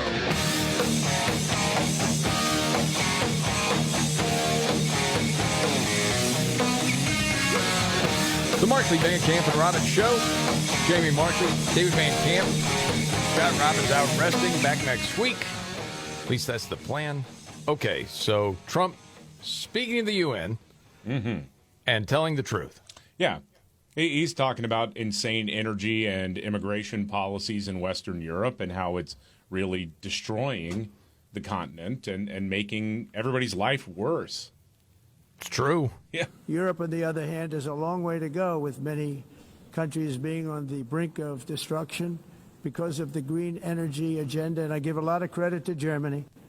Germany was being led down a very sick path, both on immigration, by the way, and on energy. They were going green, and they were going bankrupt. And the new leadership came in, and they went back to where they were. Oh, after Merkel. Yeah. Yelp. With fossil fuel and with nuclear, which is good. It's now safe, and you can do it properly. But they went back to where they were, and they opened up a lot of different plants, energy-producing plants, and they're doing well. I give Germany a lot of credit for that. They've said this is a disaster, what's happening. They were going all green. All green is all bankrupt. That's what it represents. And it's not politically correct. I'll be very badly criticized for saying it, but I'm here to tell the truth. I don't care. It doesn't matter to me. Yeah. Again, man, that's what he did in 2018. That's when Germany was laughing at him. Yeah. Remember, there were a lot of people on the left, a lot of Democrats were saying that Angela Merkel was the real leader of the free world. They were obsessed with her. And it's like, oh, yeah. Boy, you talk about, I think that's one of the reasons why, and I'll get back to that point, but one of the reasons why the Democrats here at home are freaking out so much is because they really thought that the world was going to change in their direction with the election of people like Barack Obama, then Justin Trudeau, and Angela Merkel. They really thought, okay, there is a global movement that we will live under for the rest of our lives, and we have officially won the argument. And they have watched every single one of those leaders just get humiliated time and time again. The policies don't work. They don't work because they're all based on the idea of what you want the world to be, not how the world actually is. Say it all the time. Mm-hmm. Yeah. And they really wanted Merkel to be successful. Yeah. Girl boss. Yep. The thing is, for the ones on the left that so much want to see a woman as president and leader of the free world, all bets would be off if that woman was conservative. They wouldn't want it. Oh, for sure. They would never get the same praise, ever. They would just be another enemy. Well, dude, Italy elects Giorgia Meloni. And here in the United States, we got a week-long news cycle about how she was a neo-fascist, when that's not even true. I know. That's why it's... globalists really run the media. I mean, and they carry out those messages. And to anybody that sort of bucks that, well, they get silenced. They end up somewhere else. Usually Fox, Newsmax, whatever. I mean, we've seen it happen time and time again. J.D. Vance. I wanted to bring up J.D. Vance real quick because we had so many clips from the Charlie Kirk Memorial yesterday. We didn't get to all of them. But J.D. Vance said something that he didn't need to say. And I thought it was really interesting. And it was sort of it was a praise to Charlie Kirk when he said this. I always felt a little uncomfortable talking about my faith in public as much as I loved the Lord and as much as it was an important part of my life. I have talked more about Jesus Christ in the past 2 weeks than I have my entire time in public life. I thought that was so relatable to people because I've heard so many people over, years say, man, I have a real problem sharing my faith. Yeah. I know, I mean, it's strong, I believe, but sharing it, it's awkward, it's difficult. Yeah. But it was one of these situations, and I'm not the first to bring up this point. I've heard other people talk about it. Since Charlie Kirk was assassinated and at that memorial, people were not ashamed at all. Yeah. It was really remarkable to see it. And I do think that that's a sign of the sort of self-censorship is a sign of how much not the classic definition of liberalism, but leftism has really been internalized by a lot of people who aren't on the left at all. Exactly. Because it's like, well, I'm going to sound like a kook if I say this. Well, that's right. Because you've been told by everybody that you sound like a kook, and part of you probably believes it. You may not. That's an uncomfortable thing to face. Yeah. But whenever you do have those hesitations about sharing your belief or weighing in on a conversation where somebody is dumping on Christianity or any faith, if you have that hesitancy, it means that you probably think deep down, maybe they have a point and I don't want to get into it. Or I have trouble defending it on my own. Yes, I have trouble defending it on my own. Yeah. Yes. So you can internalize that stuff. And I think that's been a big part of American culture for basically my entire life. Well, there was something else I thought about on that. With Charlie Kirk, when people would watch his debates, it was like that clip we had earlier where he was talking about how Islam is not compatible with the West. Mm-hmm. Okay. Some people would automatically say, well, that doesn't sound very Christian. Mm-hmm. No, he is laying out exactly why. Yeah. And doing it in a respectful way. They believe things that are different that are under our Constitution. That is why. And you shouldn't feel bad about saying, I'm a Christian, and yes, I believe that this is not compatible. And he also would take on these tough topics and defend it in a way that made intellectual sense. Yeah. That's rare. Yeah. But he could do it really easily, and that's why it's been so inspiring to so many people. The other thing that's happened, and we know this, it's been a clear distinction now, to me at least, and I think I'm not the only one, of good and evil. Yes. Ilhan Omar showed up at a church last week. Probably saw this clip. Yeah. Yeah. Andres edited it, the bad word. And actually said this about Charlie Kirk. I do believe those of you who are interested in are full of Thank you. People trying to change, what was it, the history of this hateful man are full of bleep. Yeah, that's somebody who only read about things that this guy said. There have been a ton of clips of Charlie Kirk making the rounds because that guy lived with a camera essentially. Sure. He was everywhere all the time. And there's a podcast that he was on, and a lot of conservative commentators have gone on this podcast because they're debating porn with porn actresses. Okay. Or at least those are all the clips that I've seen making the rounds. I don't even know what the name of the podcast is. Michael Knowles did one on that. But at the end, I've never heard of this. Wow, I'm out of the loop. And Charlie Kirk was on that podcast, and he was talking. I don't know if they were OnlyFans performers or whatever. Okay. And at the very end, I thought it was really touching and really moving, where he says, "Listen, I want to just say this has been a really good, respectful conversation, and my opposition is not about you. My feeling is, as a Christian, I believe that God has a better plan for you, has a better way for you to live. And I know that may sound kooky to you," and he says that. I know that may sound kooky, but it is what I truly believe. And I want to have a respectful conversation. And even one of the ladies was like, yes, this has actually been one of the most respectful. Wow. It's like you see that, and when people who completely disagree on in one case, on these people's livelihoods, their chosen livelihoods, and they can say, you were very respectful. Ilhan Omar needs to be educated on who this guy was. It's not that you have to agree with him. Even for people saying, well, now we're being canceled for not properly eulogizing Charlie Kirk. That's nonsense. I don't know a whole lot of people who are out there saying, oh, you didn't pay respects to Charlie Kirk. I think, no. It's more like when you're suggesting that he had it coming, or that, he's this monstrous guy. That's where it's like, okay. Hateful. Yeah.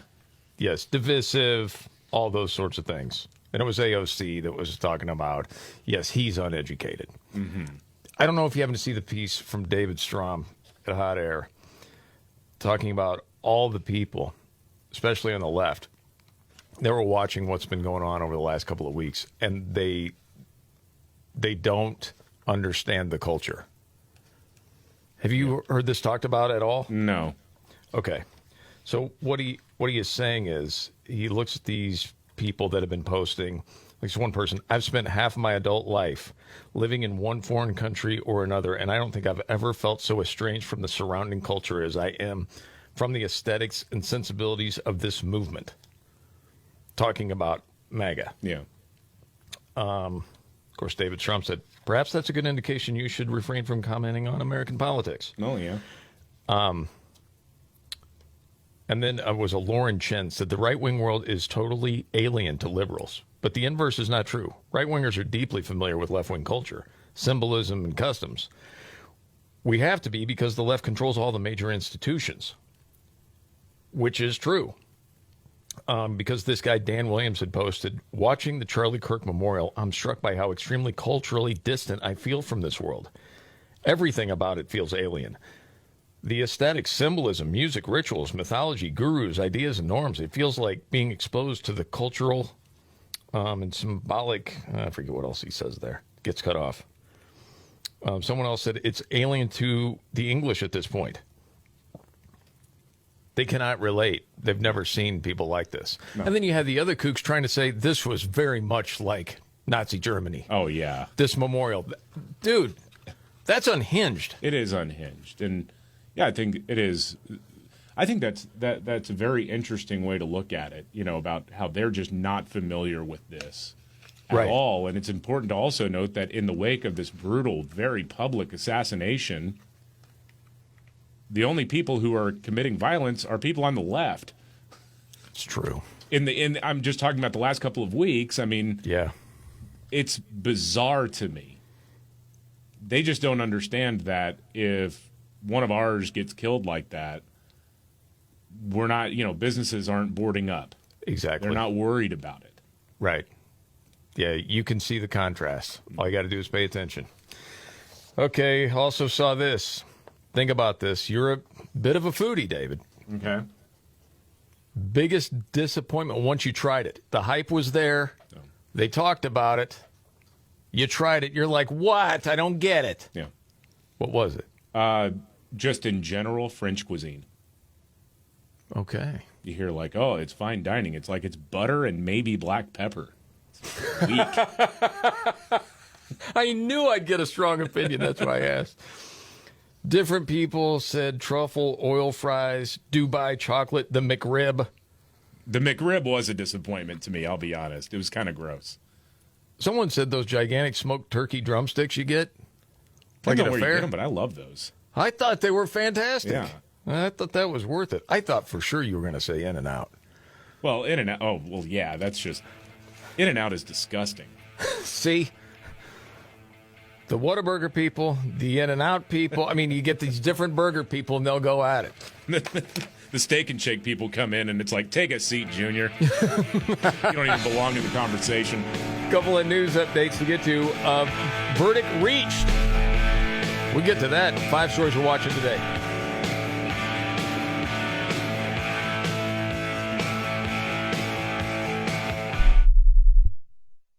My doctor told me my cholesterol is borderline, so I took control with Garlic Healthy Cholesterol Formula. Garlic helps maintain healthy cholesterol safely and naturally. It's odor and taste-free, and Garlic is a world leader in garlic potency. I'm taking charge of my cholesterol with Garlic Healthy Cholesterol Formula, cholesterol's natural enemy. These statements have not been evaluated by the FDA. This product is not intended to diagnose, treat, cure, or prevent any disease. The term natural references only the garlic in the product. Use as directed. Diabetes, high blood pressure, anxiety meds, everyone's on them. If you're a 50-year-old male, maybe a bit porky, and you may even have type 2 diabetes, $1 million of term insurance may only cost you about $200 a month. Call Term Provider. Speak with Big Lou at 800-859-3220. Big Lou will find a term life policy for you even if you have type 2 diabetes, are overweight, or have high blood pressure. Term Provider has helped thousands of people like you who think they can't afford term life insurance. To buy $1 million of affordable term life for you, all you need to do is call Big Lou at 800-859-3220. Lou will make sure the scales are tipped in your favor. Call 800-859-3220. Big Lou will answer your call and work to fit you into a term life policy that you can afford. Remember, Big Lou's like you. He's on meds too. Call 800-859-3220 or biglou.com. This is the story of the one. As a maintenance supervisor at a manufacturing facility, he knows keeping the line up and running is a top priority. That's why he chooses Grainger. Because when a drive belt gets damaged, Grainger makes it easy to find the exact specs for the replacement product he needs. And next day delivery helps ensure he'll have everything in place and running like clockwork. Call 1-800-GRAINGER, click Grainger.com, or just stop by. Grainger, for the ones who get it done.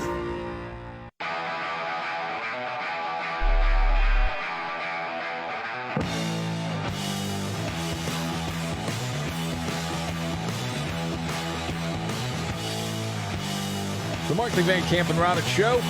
Jamie Markley, David Van Camp, Scott Robbins out resting at home. And now the 5 stories we're watching today. 1, 2, 3, 4, 5. Right, number 5. A verdict has been reached in the trial of Ryan Routh, the man who tried to assassinate Donald Trump last year in Florida. We will let you know what the verdict was as soon as it comes down, but that is happening at this hour. By the way, did you hear his daughter? No. Was there at the trial. She was talked to, I think this was yesterday. It was odd what she said, at least to me. I mean, like, he's never wronged anybody, and he's always been devoted to helping other people, and he doesn't understand why there's not more support out there. Well, I mean, he is on trial for allegedly attempting to assassinate a presidential candidate, which most people would say is not a good, kind, or gentle thing. Yeah, no comment on that. Yeah, no comment on that. That's because she agrees with it, probably. Well, yes, it's just odd. You know what he's on trial for, and the take is, I don't know. He's been nothing but help people. Where's all the support? Yeah.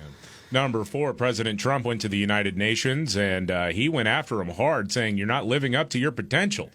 He says, these are the 2 things I got from the United Nations, a bad escalator and a bad teleprompter. Apparently the escalator broke down halfway up, and then the teleprompter wasn't working this morning. Number 3, Senate Republicans are demanding answers following allegations that school officials at Fairfax County, Virginia's Centerville High School illegally arranged and paid for an abortion for a minor student and tried to do the same for another student without notifying their parents. Both young girls said that the school's social worker pressured them into having abortions and told one of the girls that she had no other choice. Wow. So, I mean, that's got to be criminal territory, right?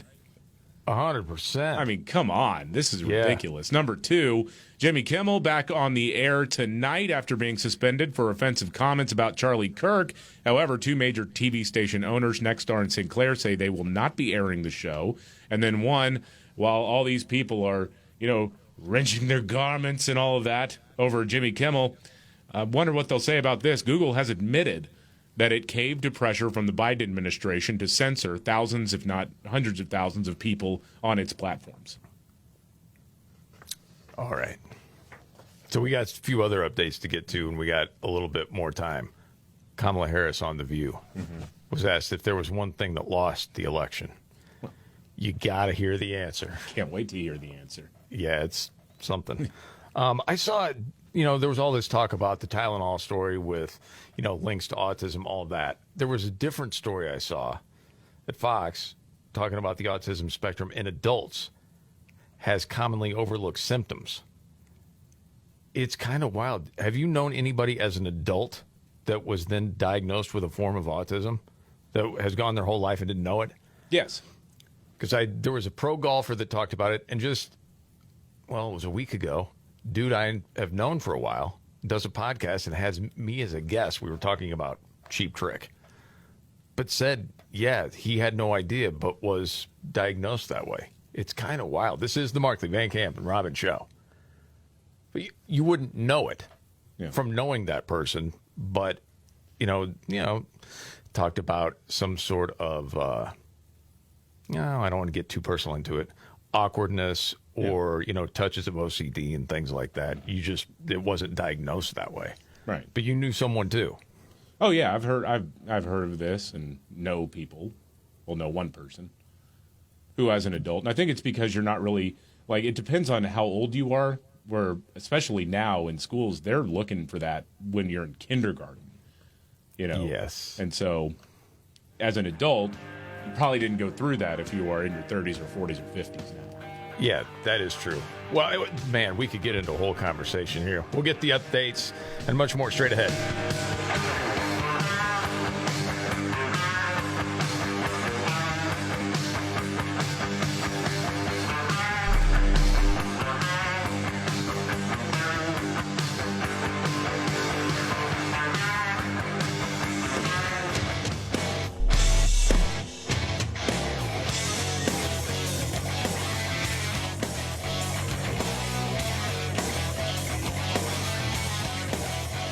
The Markley, Van Camp, and Robin Show.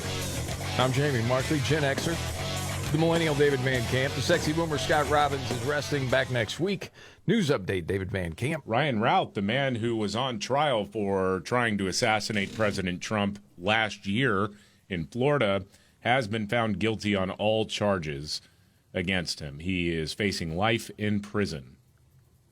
Good. Yeah. Jury didn't take very long. They were like, he did it. He was caught red-handed. He'd been apparently scoping out Mar-a-Lago for months. Or not Mar-a-Lago, the golf course where it was. Which one was that? It's just south of there. Would it be Doral? I think it was Doral. Yeah. Got a couple down there. Yeah, I'm looking, man. The whole thing with him and the Ukraine obsession. Yeah.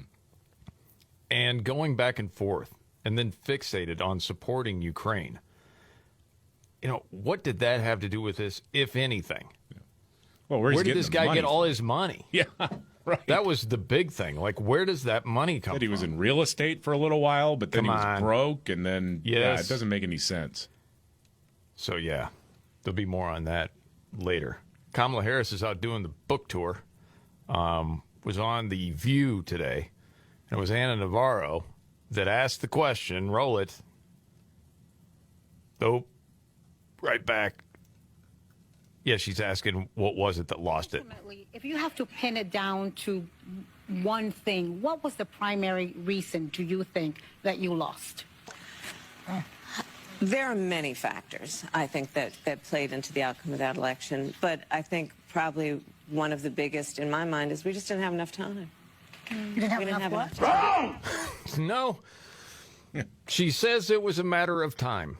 Uh-huh. Her numbers went down the longer she was in it. Right. Because there was like too much time. Yeah, there was like, well, okay, she's hiding. They were hiding her initially, and then it was like, well, you got to get out there because Trump is just, he's everywhere during the last stage of that campaign. So, well, and even Democrats were saying she's got to get out there and answer these questions. And I remember us talking about it going, if I'm running that campaign, I don't want her out there because she really did. Every time she went out and spoke, her approval numbers went down. That was consistent for, I mean, going back to 2019. Well, if you remember, at first they didn't even have her do interviews on a national scale. It was the local ones like in Philly. Yeah. And she was butchering them. Yeah. It's just incoherent answers. It was like the rehearsed answer to a question that wasn't asked. Yes. That sort of stuff. And yeah, the longer it went on, the worse that she did. It was interesting. Josh Shapiro, the governor of Pennsylvania, was asked about the book. You know, the fact that, you know, she really wanted Pete Buttigieg to be the vice president, but didn't pick him because he was gay. Well, America wasn't ready for that, according to her. And then, you know, the part about Biden's fitness. And he was, at least in my opinion, critical of Kamala Harris about Biden's lack of ability. I mean, look, I haven't read the former vice president's book, and she's going to have to answer to how she was in the room and yet never said anything publicly.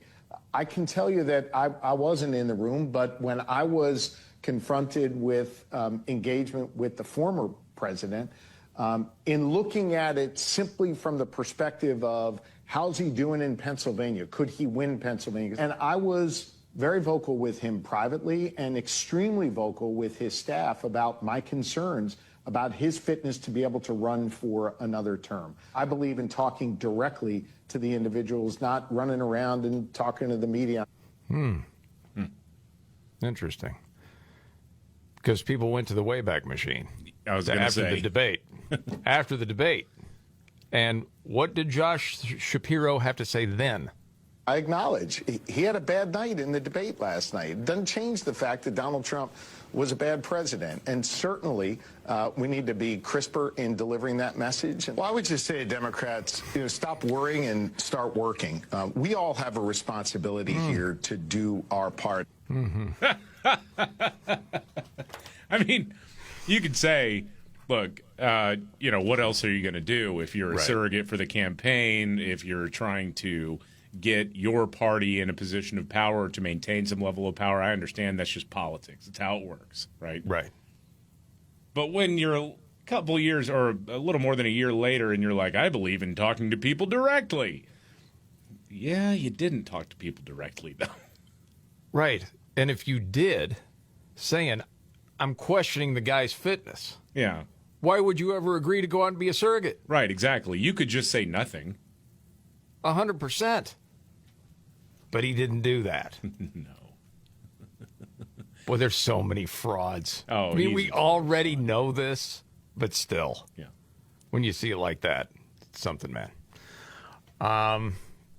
Yesterday, when Trump and RFK Jr., they were all, bringing the information about, possible link between Tylenol and autism, all of that stuff. Did you hear when Trump was actually recommending what he would recommend as far as vaccines for kids? Oh, no. Because I know there were some in the medical field going, well, the last thing we need is Trump being the one saying, here's how I'd recommend it. Okay? But he did, and then see if it makes sense to you because you have little kids. Yeah. So I figure you'd be the one to play this for. Other things that we recommend, or certainly I do anyway, on the vaccines, it would be good instead of one visit where they pump the baby, load it up with stuff, You'll do it over a period of 4 times or 5 times. The MMR, I think, should be taken separately. This is based on what I feel, the mumps, measles, and all the 3 should be taken separately. And it seems to be that when you mix them, there could be a problem. So there's no downside in taking them separately. In fact, they think it's better, so let it be separate. Hepatitis B is sexually transmitted. There's no reason to give a baby that's almost just born hepatitis B. So I would say wait till the baby is 12 years old and formed. So, opinion on any of the advice? And then the other question is, if you are Trump's advisor, do you say, yes, it's absolute, you should be the one to deliver that, or do you let one of the other guys do it? I would let one of the other guys do it. If you can't remember what the R stands for, I would let the other guy do it. Yeah. But also, like, when they're We're talking here to about help, not to hurt. breaking it up into different shots, it's like, so you want more shots. I don't know. It's sort of like that. That one doesn't make a whole lot of sense to me. I thought I took it as you wouldn't give this particular one at that time. You would wait and do it later. But they do. I mean, they do space them out quite a bit.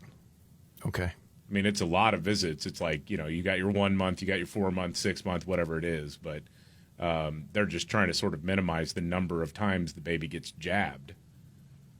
Yeah.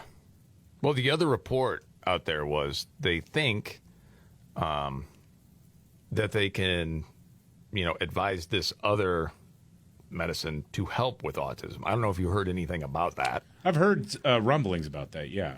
Here's part of Daily Wire News, and this will go into Dr. Marty McCary from FDA. Was that a drug called leucovorin, also known as folinic acid, can potentially help treat autism symptoms. Here's more from Dr. McCary. Only recently have we recognized that some kids with autism actually have an autoimmune disease. And some doctors have actually started to test for this folate antibody, and they will then move on to treat some kids with this folinic acid or vitamin B12 that bypasses the receptor. Interesting. Yeah. So we'll see where it goes. So then they're saying, I mean, again, this is why it gets so heady when you're talking about autism rates, because again, if there are some kids who are presenting with what we think of as some mild autism symptoms, but it's actually some sort of autoimmune disease, then you're actually just incorrectly applying a diagnosis on somebody. Yeah. So. People have strong opinions on it. I'm always thinking, okay, I just want a straight shooter to give you the information that they have, and then have you make up your mind what to do with it. I would like a little bit more discussion on school funding being attached to kids with IEPs and kids who are in some sort of special education program. Seems to be a lot of incentive to diagnose kids with autism. Yeah, and what exactly now are they finding that they wouldn't have found, say, 10 years ago or 20 years ago? That whole sort of thing. On a lighter note, the older you get, the more you got to sort of use it or lose it, right? Mm-hmm. Heard this before. You got to keep, staying active, or then you can't do anything. Yeah. And I guess that is the case with this, 105-year-old nun? You heard this story? No. That is still playing golf. Wow. Sister Renee Parman in Northeast Ohio just celebrated her 105th birthday.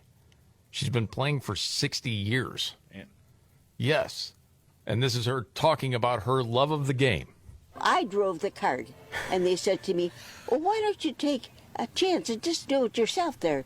I said, what do I do? They said, you hit the ball. That was my only instructions that I've ever received. I love to do it, and I think it's wonderful exercise, and I think it's one of the things that's kept me going. How about that? All right. Just don't be slowing anybody up out there. That's all I'm asking. What's her handicap? That's what, I wonder what that is. You're playing the upfront tees. You probably don't want to play her for money, would be my guess. We've got to get to another news update. And Nimrod's in the news straight ahead.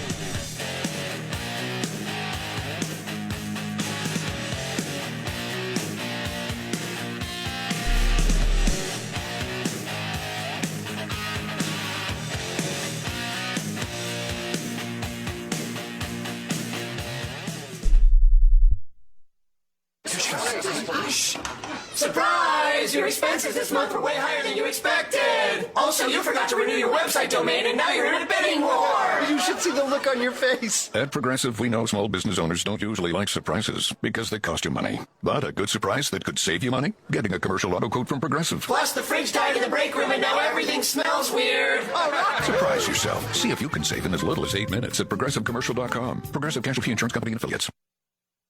My doctor told me my cholesterol is borderline, so I took control with Garlic Healthy Cholesterol Formula. Garlic helps maintain healthy cholesterol safely and naturally. It's odor and taste-free, and Garlic is a world leader in garlic potency. I'm taking charge of my cholesterol with Garlic Healthy Cholesterol Formula, cholesterol's natural enemy. These statements have not been evaluated by the FDA. This product is not intended to diagnose, treat, cure, or prevent any disease. The term natural references only the garlic in the product. Use as directed. Diabetes, high blood pressure, anxiety meds, everyone's on them. If you're a 50-year-old male, maybe a bit porky, and you may even have type 2 diabetes, $1 million of term insurance may only cost you about $200 a month. Call Term Provider. Speak with Big Lou at 800-859-3220. Big Lou will find a term life policy for you even if you have type 2 diabetes, are overweight, or have high blood pressure. Term Provider has helped thousands of people like you who think they can't afford term life insurance. To buy $1 million of affordable term life for you, all you need to do is call Big Lou at 800-859-3220. Lou will make sure the scales are tipped in your favor. Call 800-859-3220. Big Lou will answer your call and work to fit you into a term life policy that you can afford. Remember, Big Lou's like you. He's on meds too. Call 800-859-3220 or biglou.com.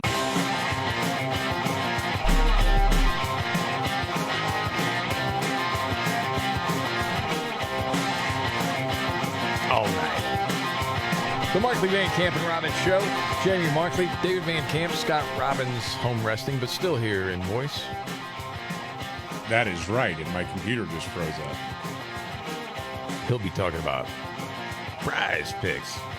He Yes, was he nice. will. He said he could have gave me a lot of crap about the Cowboys and his Bears, giving them a stomping, but he called off the dogs. That's Appreciate good. that, Scotty. Yes. Picks. Every day we make choices, but on Prize Picks, being right can get you paid. So kick off the season right by getting $50 instantly in lineups when you play your first $5. Just use the code MVCR on the Prize Picks app. With millions of users and billions of dollars awarded in winnings, Prize Picks is the best place to put your takes to the test. Plus, the app is really simple to use. You just pick 2 or more players across any sport, pick more or less on their projections, and if you're right, you could win big. With simple stats and user-friendly policies, Prize Picks is the most fan-friendly app to make your picks. All transactions on the app are fast, safe, and secure. Don't miss any of the action this season on Prize Picks. Download the Prize Picks app today. Use code MVCR, $50 instantly in lineups when you play your first $5. That's code MVCR on Prize Picks, $50 instantly in lineups when you play your first $5. Win or lose, you'll get $50 in lineups just for playing. Guaranteed. Prize Picks. It's good to be right. News update, David Van Camp. Well, Ryan Routh, the man who was on trial for attempting to assassinate then candidate President Trump, has been found guilty on all the charges against him. He faces life in prison. The jury did not have to take too long to say that. They're like, well, we got you dead to rights. All right, you're going away, buddy. Well, he represented himself. It was like a whole farce in there. I'm not surprised. Yeah. Well, I think, when he's the judge was very careful during closing arguments to point out, hey, this is not going to turn into testimony, okay? You're not going to be able to do this. And right. Because he was asking all sorts of weird questions during jury selection. I mean, the guy's unhinged, obviously. Yes. Over the last week and a half or so, been some reprehensible things said by the likes of Ilhan Omar, Jasmine Crockett, AOC. Did you hear what Joe Manchin had to say? I did not. Former Democrat. He was one of those centrist Democrats like, it's no place for me here. This is what he said. If the Democrats, if AOC and the far left, the extreme left, I'm going to say, believe that's where the Democratic Party is today, then that'll tell you why you lost people like me. The Democratic Party has lost more than 160,000 Democrats that have basically left the party since November election. So if that's the way the Democratic Party is going, it's getting worse, not better. Yeah. Yeah. Well, and the you can see why, not only because, I mean, Democrats are they're taking the 20% on 80-20 issues constantly. That's one of them. And then when they go out, their version of voter outreach is like a bunch of liberal boomers going out and protesting. Did you see one? I think, I forget what the shirt was. It was something like "Be Kind." This lady was wearing as she was decapitating a Trump effigy. Yes, like a piñata. Yeah. Yes. Yeah. Just wild, man. Yeah, it was Make America Kind Again. That's what it was, yeah. MACA. Yeah. And meanwhile, on the right, you have, well, people like Charlie Kirk. We don't have him anymore, unfortunately, but we have a lot of people with his organization who are going out and activating young voters. You got people like Scott Pressler, who has been doing if you're not familiar with him, he has been doing a phenomenal job going out and registering people to vote, switching people's party affiliations. I mean, he's been out on the ground, and a lot of it is the same approach, just being nice and having conversations with people. Yeah. You know what? We didn't have time for today. Hopefully tomorrow. Did you see on social media this mom, registered Democrat, said they had never talked about Charlie Kirk in their house, and she was really sad at what happened. Her 6th grade daughter comes home. She's like, "Did you hear that news? He got." She's like, "I hate Charlie Kirk," and she realized the school is indoctrinating her. She's done. Wow. Yeah, it's pretty wild, man. We'll get to that hopefully tomorrow. We got to get to Nimrods. Here we go. When the going gets tough. Damn it, this is too hard. The dumb get dumber. All right, Dean. It's Nimrods in the News on the Markley, Van Camp, and Robbins Show. I love the poorly educated. All right. Nimrods in the News, and I'll admit, this is kind of a visual, but I'll do my best to describe it. This is China. Dude went viral after spending almost an hour with his head stuck in a traffic light after crashing his electric scooter into this makeshift traffic light. It was lodged in there. It took first responders like 40 minutes cutting away the metal casing to safely release the guy's head from the light. Just crazy. Oh, my God. Someone commented, a head-on collision, only light damage. Okay. And that's Nimrods in the News.